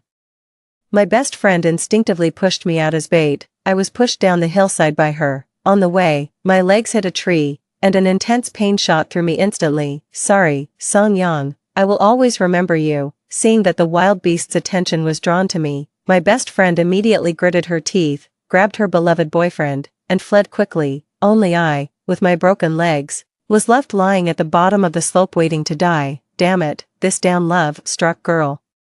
She said she was going to break up with him the day before yesterday, and today she pushed me to feed the wild beast. There was no one around. I endured the pain and took out my phone. The moment I saw that there was only 1 bar of battery left, despair filled my heart. It's over. I'm probably going to meet my great-grandmother. I don't know why. Maybe it was an instinct, or maybe I was truly unwilling. I actually dialed the phone number of my childhood friend Lin Su, with whom I had been in a cold war for a year. The other side picked up the phone after just 1 ring. Hello, Lin Su's voice came from the other end, a bit cold. I'm busy, what's the matter? He was always like this, as if he wouldn't change his expression even if Mount Tai were to collapse in front of him. But if I had listened carefully, I should have been able to find that his tone was slightly trembling when he answered the phone, just like his inner feelings. I couldn't hold it back and burst into tears. Lin Su, I'm probably going to die soon. After I die, remember to delete all my chat records and browsing history. My bank card is in the pillowcase of my room, and the password is my birthday, although there are only 52 yuan left in it. Consider it as a keepsake I left for you. There was a harsh sound of a chair scraping against the ground from the other side. I heard him quickly say sorry to the teacher on the podium. And then there were rapid footsteps. Song Yang, what happened? I didn't dare to tell him what situation I was facing. I still spoke rapidly, seizing every second. Sorry, I shouldn't have always quarreled with you. It was my fault for hitting you when we were kids, and I also stole the chocolate in your drawer in high school. I was actually quite happy to know that you were recommended for admission. After all, you're so smart. You skipped 2 grades in school. I should have known earlier that you and I are not from the same world. You've always been so cold since we were little. You've never accepted anyone's confession. I didn't even dare to say that I actually liked you a little bit. Before I could finish speaking, he interrupted me quickly. Stop talking. I'm checking your location, wait for me. But it was too late. I watched as the wild beast approached me step by step. In the end, I died due to excessive blood loss. Before I died, I only had time to say 1 sentence. Lin Su, it hurts so much. I died. The first person to find my body was Lin Su. I don't know when he installed a positioning device in my phone. When he brought the police to find my body in the mountains, it was already the afternoon of the next day. In the dusk, my body was gnawed beyond recognition by the wild beast, and it was almost impossible to tell what my facial features looked like. But he just recognized me at a glance based on my location and the necklace around my neck. The moment he saw my body, he completely broke down. I had known him for more than 10 years, and I had never seen him lose control like this. He had always been extremely steady and calm, with a cold and fair face, He had always been this since we were little. He was clearly 2 years younger than me.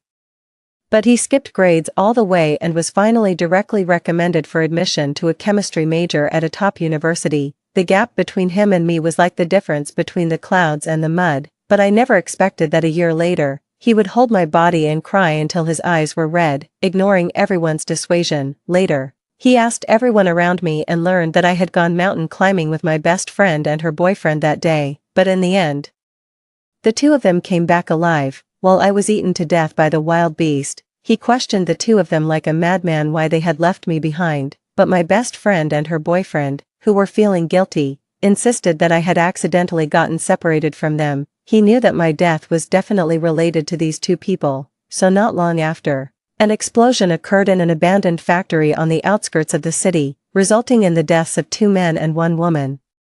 2 cowards who abandoned their friend, and a genius from the School of Chemistry with a promising future. He kidnapped the 2 of them with his own hands, made a bomb himself, and chose to die together with them to avenge me. In the midst of the flames filling the sky, he murmured desperately, "Yang Yang, wait for me." When I opened my eyes again, I found that I had returned to the high school classroom. Lin Su, my childhood friend who had just been recommended for admission, was standing in front of my seat. He was wearing a clean school uniform shirt, and his slightly long bangs covered his forehead. Looking further down, the eyes behind the thin, framed glasses were as clear as a cold spring. "Song Yang." He called my name and asked as if casually, "Did you eat the chocolate in my drawer?" I stared at him blankly. After a few seconds, I nodded vigorously. "Yeah, it was me." "So what, too?" Lin Su was stunned for 2 seconds. Then he suddenly averted his gaze and didn't dare to look at me. You already know." "What?" I didn't react. "In my previous life, I did eat the chocolate he put in his drawer. At that time, it was popular to give chocolates as a confession. When I found that chocolate, I thought it was given to him by some girl. After all, he was good-looking and smart, although his personality was a bit too cold, with the halo of a top student. He still fascinated a group of people who were attracted to intelligence. There were quite a few girls confessing to him every semester. For a moment, out of jealousy, I stole that chocolate, opened it, and ate it in a few bites. Later, when he came to ask me, I was so guilty that I refused to admit it. Then I secretly bought a chocolate of the same kind and put it back. In this new life, I decided to bravely admit my mistake. "Sorry, I ate it. Don't be angry. I'll buy you another one just like it."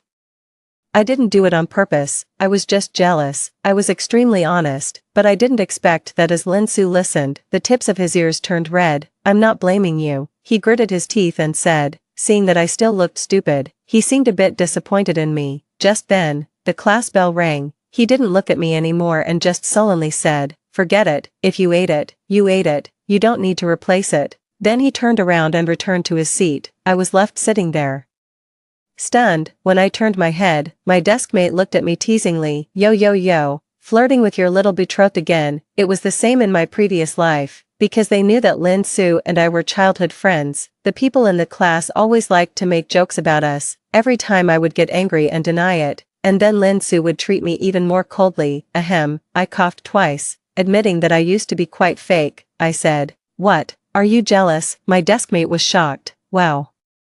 Song Yang, you have such a thick skin now." Humph. Remembering that in my previous life, he had died together with those 2 people to avenge me, this touching childhood friendship, I think he likes me a little more than I thought. Thinking of this, I suddenly remembered that in my previous life, I had a big quarrel with him on the day the recommendation notice came out, and then we started a cold war that lasted for a year. Later, when I thought about it, it was probably the inferiority complex in adolescence that was at work. Lin Su and I grew up together, although there was a 2-year age difference. He was always more mature than me and accompanied me like an older brother. Until the recommendation notice came out, I had never been so clearly aware of the huge gap between him and me. It was a gap that I couldn't catch up with no matter how hard I tried. So after that day, a long cold war began between him and me. To be honest, it seemed more like I was unilaterally being petty and ignoring him. Every morning when I arrived at the classroom, he would still habitually put a bottle of warm milk on the corner of my desk.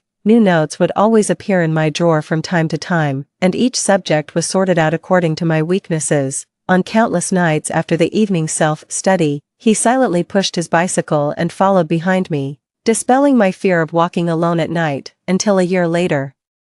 I finally got into his school through my own efforts, although I just barely made it through the admission. No one knew that on the day the scores came out, I lay on the bed crying until I was out of breath. It was a dark and arduous battle. The pressure of thousands of people competing for a single opportunity was always weighing on me, making it hard for me to breathe. On countless nights, I would break down and cry while doing my homework, but I didn't dare to waste time. So I had to do the problems while suppressing my sobs. Every time this happened, I would run to the balcony with red eyes and secretly look at the light in the study next door. He was there, so, even if I had to do my best, I still wanted to get a little closer to him. 3. Back in the senior year of high school classroom, I still didn't dare to waste a single second. In my previous life, the accident happened when I went mountain climbing with my best friend after the military training in my freshman year of college. At that time, the military training had just ended. Originally, I didn't want to go out to play because I thought I had gotten tanned, but I couldn't resist my best friend's coquetry. Besides, we were in different cities for college, and we would have fewer opportunities to meet in the future. So I agreed. Who knew that when we got there, I found out that her boyfriend, who had average grades and finally only got into a junior college, had also come along. Since we were already there, it wasn't appropriate to drive him away, so the three of us went up the mountain together. Now that I think about it, there were probably signs of what was to come. For example, every monthly exam in senior year of high school, as long as my score was higher than hers,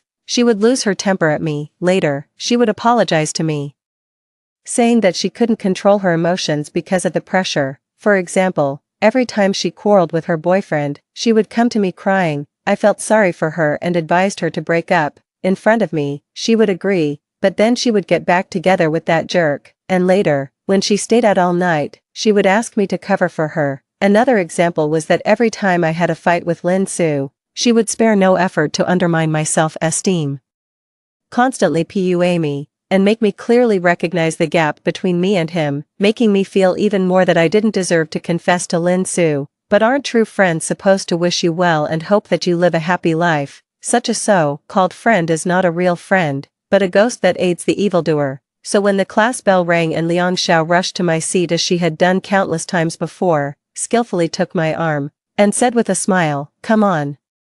Let's go to the cafeteria quickly and help me grab the sweet and sour pork ribs." I suddenly shook off her hand without any warning. Meeting her surprised gaze, I said coldly, "Grab it yourself, I'm not going." After saying that, I didn't care about her reaction. I turned around and went to the commissary to buy a rice ball and then returned to the classroom. Right now, it's still senior year of high school, and I still have time. In my previous life, I just barely passed the admission and didn't even dare to hope for a popular major. As long as I could be admitted, it was already a stroke of luck, but now it's different. I have a top student childhood friend. After hesitating for a while, I decided to wait for him to come back at Lin Su's seat. There was no one in the classroom at the moment. When I walked to the seat, I subconsciously looked into his drawer.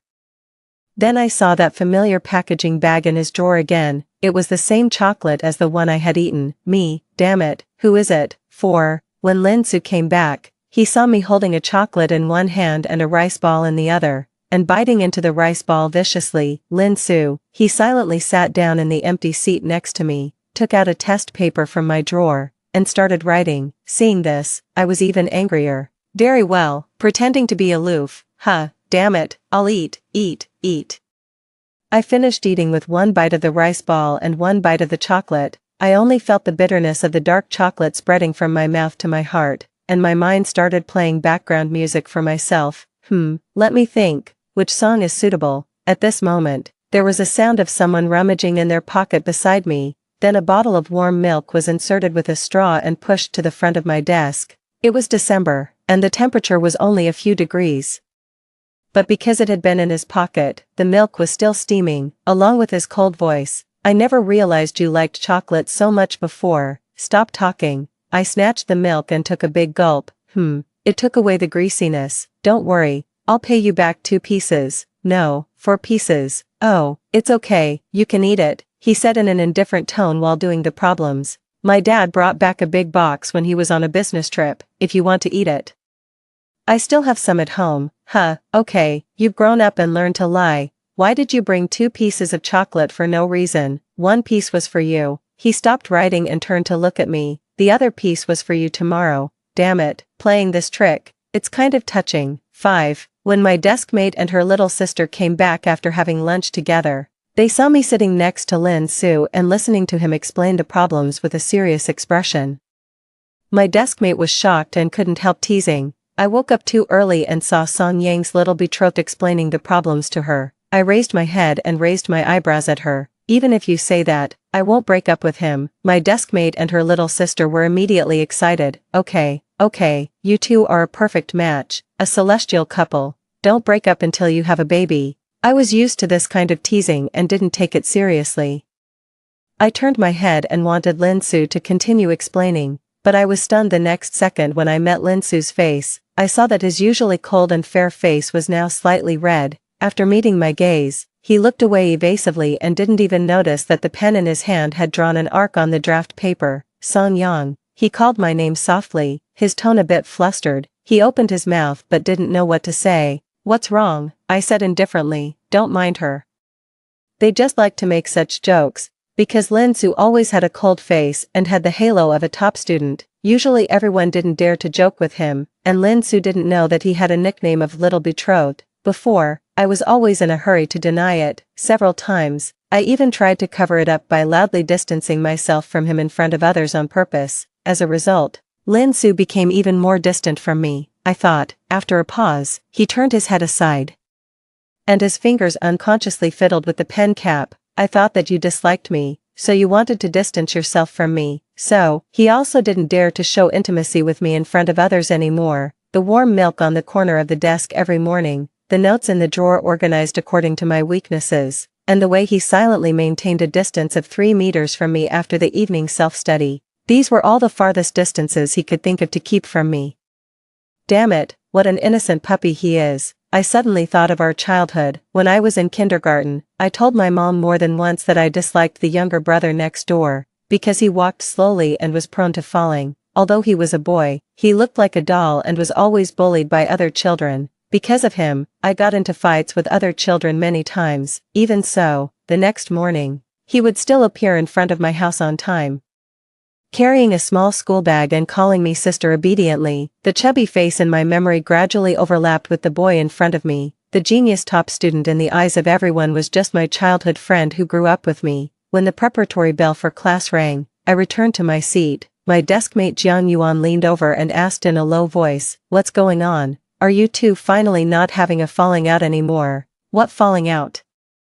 I pretended not to know what she was talking about. Okay, it's not a falling out, it's just a little trick to seduce him." After saying that, she suddenly changed the subject and said mysteriously, "Song Yang, guess what I saw?" I was so scared that I immediately turned my head to look at the back door, and then I let out a sigh of relief. Fortunately, the homeroom teacher wasn't here. "What is it?" I turned back and asked irritably. "During last week's chemistry exam, when I was helping the teacher collect the test papers, I accidentally saw Lin Su's draft paper. Your name was written all over it." If the preparatory bell hadn't already rung, she would have liked to turn into a screaming chicken and shake me with both hands. You didn't see Lin Su's reaction at that time. He was so shy and flustered. He immediately put it away and told me not to tell you. I was also a bit flustered from being shaken by her. "Then why are you still telling me? Come on.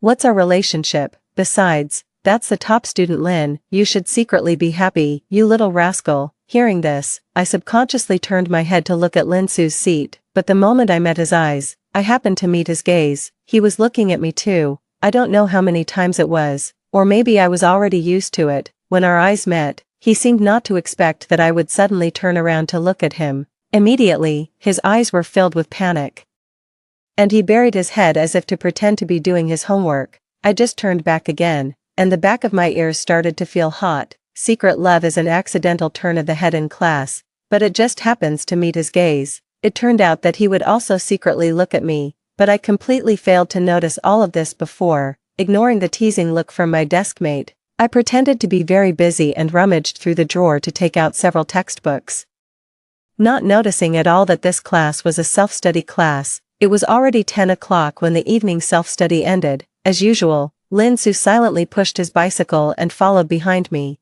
Just like when we went to kindergarten as children, he was 2 years younger than me and always obediently followed behind me like a little tail that couldn't be shaken off.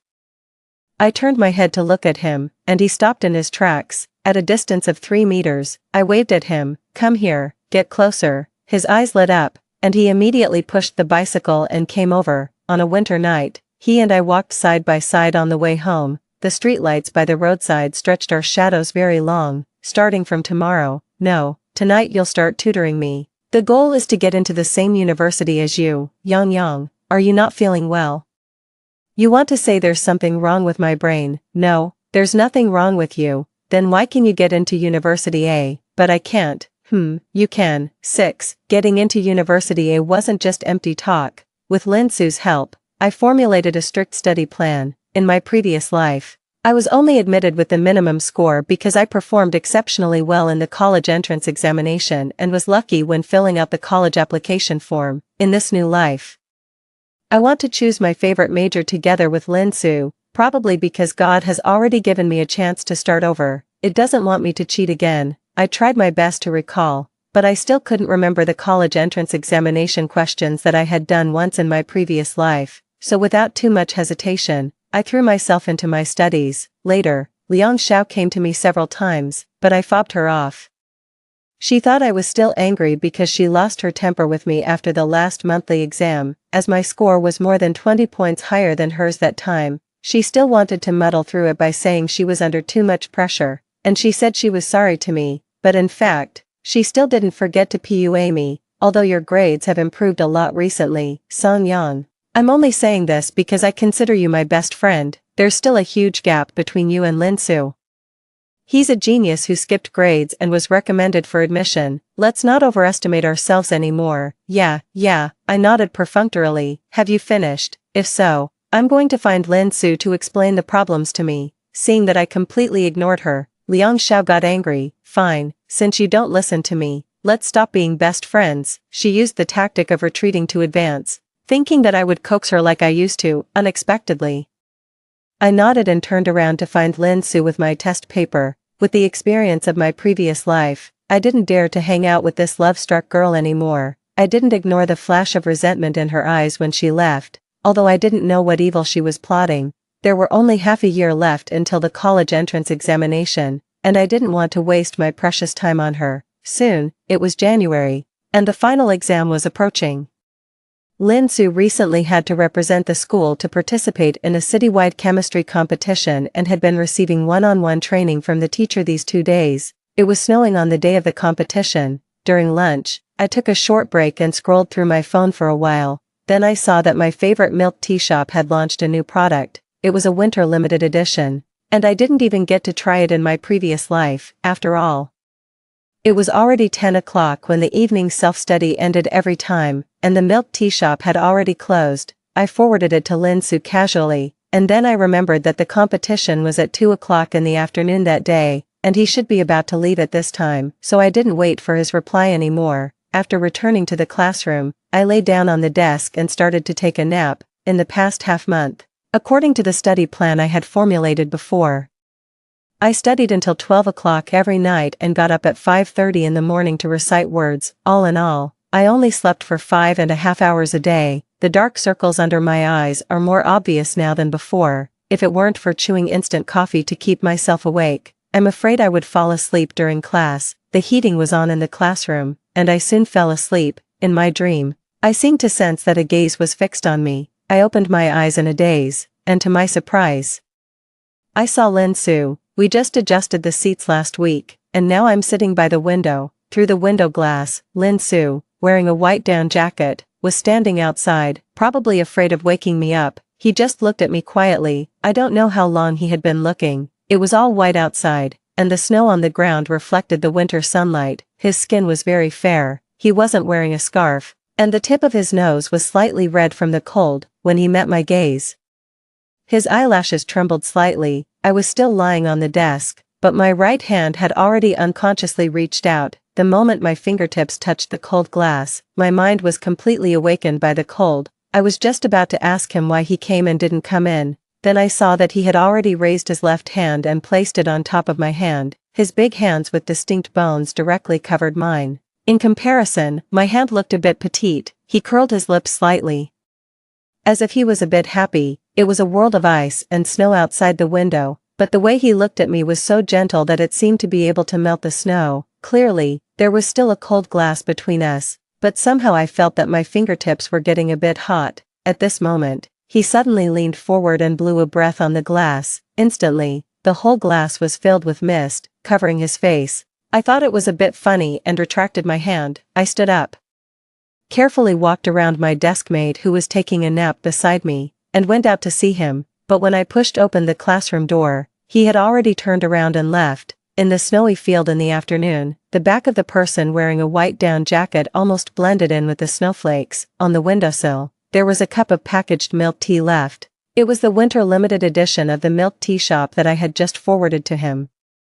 Probably because he had kept it in his arms all the way. When I took the milk tea in my hand, it was still steaming. Did this person make a detour to the school before the competition just to give me a cup of milk tea? He didn't even say a word. He's really a man of few words. I raised the corners of my lips happily. I was just about to take the milk tea back to the classroom, but when I turned around and saw the mist that hadn't dissipated on the glass, I froze in place. On it, the two characters, Jiao, which means come on, were written stroke by stroke. The light that didn't go out in the room late at night, the alarm clock at 5:30 in the morning, packets of instant coffee that were opened, a bundle of pen refills that were used up in half a month. He saw all my efforts. He doesn't know how to say love words, nor does he confess to me. He just accompanies me to work hard together. On a winter afternoon, he stood by the window, looking at my sleeping face, and silently wrote these two words, come on, come to my side. 7. On the day when the final exam scores came out, I rushed into the top 10 of the grade for the first time. The homeroom teacher, Mr. Fong, stood on the podium, smiling with many wrinkles on his face. He congratulated me with a gratified look in his eyes. Song Yang has made great progress during this period. If this goes on, there's hope for you to get into university in next year. Everyone should learn from Song Yang. Hearing this, before I could be happy, my eyes subconsciously looked in Lin Su's direction. He was smiling. After meeting my gaze, he was stunned for a second, and then he silently mouthed the words, so great. He praised me. Then I grinned and smiled. When the other students in the class saw this scene, they all made a ee sound in unison. My deskmate Jian Yuan leaned into my ear and said as she used to, I'm so envious. I also really want to have a little childhood friend who was recommended for admission to University A to explain the problems to me. It's no use being envious. I tried to straighten my face, but the smile in my eyes still couldn't be held back. He's mine. Okay. Everyone is going to spend New Year's Eve together and welcome the new year. Remember to bring your top student Lin with you. She deliberately emphasized the word your. Hearing this, I realized that it had been almost 2 months since I was reborn. New Year's Eve. At this time in my previous life, because I was still in a cold war with Lin Su, I didn't go to the class gathering on New Year's Eve because I was afraid it would be awkward to meet him there. But later I found out that Lin Su didn't go either that night. He didn't go because he was afraid I would be embarrassed. He always seems to protect me in his own way. Quietly, after thinking about it, I extended an invitation to him on the way home. Okay, he agreed without hesitation, and then he said a bit reluctantly, but I have to go to my grandma's house first that night. Is it okay for you to go by yourself first? Am I a little kid who has to be accompanied by you? He didn't say anything and turned to look at me. I just remembered that I had indeed stuck to his side every day since I was reborn. I don't care. I'll act spoiled. 8. On New Year's Eve, I put on my newly bought clothes and went to the appointment. It snowed heavily on the way there, and I was still worried that it might be difficult to go back later, but when I got there, I found that Liang Xiao had actually brought 2 men with her. One was her junior college boyfriend Chen Fei from the previous life, and the other was her boyfriend's best friend Wang Xiang. These 2 were from the neighboring class. They usually acted like little hoodlums. Skipping class and going to the internet cafe were common occurrences, and they took turns writing self-criticisms under the national flag every month. It was just that Chen Fei was a bit good-looking and could speak some sweet words. He not only coaxed Liang Xiao around but also, in the previous life, handed me a love letter from his best friend Wang Xiang before the college entrance examination. He said it was for my own good, claiming that someone like Lin Su was beyond my reach.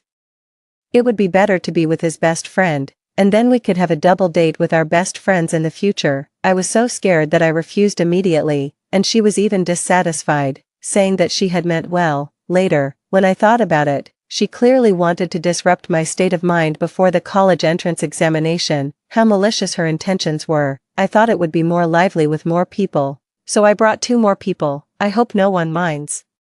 Liang Xiao said with a smile. Hearing this, the other classmates didn't know what to say. Everyone had agreed to go Dutch before coming, and now, even for Liang Xiao's sake, it wasn't appropriate to drive them away. I didn't look at them anymore and quickly walked over and sat down next to Jiang Yuan. Jiang Yuan immediately leaned over and whispered in my ear, "Save me. It was really wise of you to break up with her. Is she hopelessly in love? I really hope she can find someone better."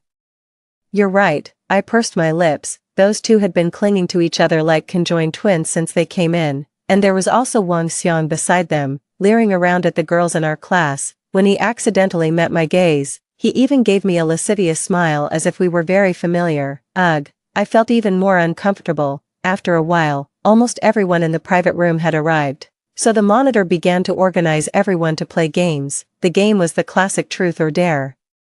Since some of the classmates in the class were still minors in senior high school, no alcohol was served at today's gathering. Those who lost could choose to drink juice or plain water by themselves. We were all classmates who got along day and night, and everyone knew which couples in the class were in an ambiguous relationship. So when playing the game, we also deliberately matched them up. For a while, there was a lot of laughter in the private room. Until I drew the ghost card that symbolized punishment, and in this round, the person who was supposed to assign the punishment happened to be Liang Xiao. Oops, what should we do? Our top student Lin hasn't come yet. The other students in the class were still joking. After all, everyone in the class knew about my relationship with Lin Su, and Liang Xiao seemed to have been ready for this. There was even a hint of excitement in her eyes. "Song Yang, I'm not going to make things difficult for you. Just give a hug to the person who drew the other ghost card." As soon as these words were spoken, the people in the private room looked at each other, until Wang Xiang, who was sitting next to Liang Xiao, raised the card in his hand. After exchanging a glance with Liang Xiao, he smiled triumphantly. "Sorry, the other ghost card is with me." The scene fell silent for 2 seconds, when we thought about the fact that Liang Xiao's boyfriend, Chen Fei, had volunteered to deal the cards just now. Everyone could figure out what was going on. Zhang Yang, the yellow-haired troublemaker in our class, immediately frowned and said, this guy was also a special presence in our class, because his family was wealthy. When he entered the school, his father directly donated a teaching building to the school, so even though his grades were terrible, he had dyed his hair unruly yellow, and he was often absent from class or late. Still no one dared to say a word to him. Liang Xiao. "Are you fucking crazy, helping outsiders to bully our classmate?" As soon as these words were spoken, the other students in the class also frowned and looked at Liang Xiao and the other 2. "Yeah, Liang Xiao, what's going on with you?" Seeing this, Liang Xiao felt a bit intimidated, but after receiving a dissatisfied look from her boyfriend, Chen Fei, she still gritted her teeth and said, "It's just a game, everyone accepted the punishment before, why can't Song Yang take it now? Yeah, it's just a hug, it's no big deal." Wang Xiang beside her said with a smile as he walked towards me. He had already opened his hands before getting close. To prevent accidental injury, I pushed Jiang Yuan, who was trying to stand in front of me, found the right angle, and had already thought about how to kick him to sterilize him. The next second, the door of the private room was suddenly pushed open. Everyone subconsciously looked towards the door. Lin Su, wearing a black down jacket, appeared at the door. When he saw Wang Xiang, who had already walked in front of me, he subconsciously frowned and quickly walked towards me. Before I could react, he had already grabbed my arm and protected me behind him. At the same time, the yellow-haired guy also suddenly stretched out his righteous hand. He pressed down on Wang Xiang, who was half a head shorter than him, and then, like pushing a row of dominoes, he also pushed Liang Xiao and Chen Fei, who were behind Wang Xiang, to the ground, making them fall flat on their faces. "Are you fucking out of your mind? A toad wants to eat swan meat." The yellow-haired guy was very angry. He was a bit of a ruffian, but he wasn't stupid, and he had a very righteous heart. "You look like a pumpkin. Do you think you're worthy of hugging the potential student of University A in our class?" The lovebird couple fell together. The 2 love-struck people collided, making a sound like water splashing. "Damn it, who are you? Liang Zhao's boyfriend obviously knew Zhang Yang's identity and didn't dare to talk back to him. So he covered his head and stared fiercely at Lin Su, who was standing in front of me. This guy was the one who made bombs with his own hands. I thought this in my heart and tried my best to hold back the words "stay away from me if you don't want to be," means, blown to death, that came to my lips, and took the initiative to affectionately take Lin Su's arm. He's my neighbor's younger brother who grew up with me. As soon as these words were spoken, Lin Su's body stiffened a bit, but he didn't shake off my hand. And the other students in the class also realized what was going on and began to accuse Liang Xiao and the other two. Liang Xiao felt extremely embarrassed. She subconsciously wanted to take Chen Fei's arm, but Chen Fei shook her off. "Do you want to make me lose more face?" After saying that, he glared at Liang Xiao, stood up, and quickly left the private room. Seeing this, Liang Xiao immediately got up and followed him. Only Wang Xiang was still pressed to the ground by the yellow-haired guy. Meeting the yellow-haired guy's murderous gaze, he was so scared that he confessed everything. "It's not my fault." Liang Xiao said she had a single best friend and wanted to introduce her to me as a girlfriend. Hearing this, the aura around Lin Su instantly turned cold. "Just you." He only said these 3 words, but it made Wang Xiang's face turn extremely embarrassed in an instant. "Damn it, you're ugly, but you have such wild thoughts." The yellow-haired guy also kicked him angrily. At this moment, there were only people from our class in the private room. Wang Xiang knew he was in the wrong, and he didn't dare to say a word after being kicked. He just slunk away. The remaining people looked at each other, then at Lin Su, whose face was colder than usual. Everyone gave up the idea of continuing to play, and one after another advised me that it was getting late, and it was time for our top student to go to bed, so I should take him home quickly. Me. Am I some kind of dog-taming master? There was no other way. I had to lead Lin Su away. Before leaving, I didn't forget to give Jiang Yuan a look. Don't think I didn't see that she was the one who sent a message to Lin Su before the game started. Receiving my look, Jiang Yuan gave me a look that said, "Sister, I understand you." "Humph, so you're the one who understands everything, right?" I followed Lin Su out of the KTV. The heavy snow outside still hadn't stopped. On New Year's Eve, there weren't many cars on the road. "How did you get here?" I asked Lin Su. He didn't say a word, only the snowflakes on his shoulders that hadn't melted answered my question. "In the cold winter, coming all the way here from his grandma's house, it was obvious why he came." "Don't worry, I wasn't bullied." He remained silent. "You came just in time, and everyone in the class was there. They wouldn't really just watch me get bullied." He still didn't say anything. "If you're going to be sulky like this, then I'm leaving." After saying that, I turned around and walked away quickly, but before I took 2 steps, I stepped on the snow and slipped. Seeing that I was about to fall and touch the ground, I subconsciously reached out and grabbed Lin Su's arm. Seeing this, he also subconsciously grabbed me. However, the force has an equal and opposite reaction. He caught me, but he lost his balance. Moreover, the road was really slippery in the snowy weather. So with a bang, he held me in his arms, and the 2 of us fell into the snow together. The snowflakes landed on the back of my neck that was exposed. Feeling a bit cool, I stared blankly at Lin Su, who was knocked down by me. We were so close that through his glasses, I could clearly see the eyes behind them. They were as clear as water, and there was only my figure in them. Meeting my gaze, his eyelashes trembled, and he suddenly said, "So, in your heart, I'm still just the neighbor's younger brother who grew up with you, huh?" His question came so suddenly that I didn't react for a moment. I couldn't help but exhale, and the breath just hit his face, so I watched as his face instantly turned bright red. He reached out and pushed my head away, quickly stood up, and then, like picking up a large doll, he lifted me up from the snow and helped me stand firmly. He also patted the snowflakes off my body. "It's nothing." He finally spoke again and said to me in a hoarse voice, "Let's go back." 9. The way back was still extremely quiet. Lin Su's parents had gone to his grandma's house to celebrate the new year. There was no one at his home at the moment, but considering the intimate contact in the snow just now, on the way back, I belatedly understood the meaning of his words just now. My heart hadn't slowed down until now, so I didn't have the nerve to invite him to my house.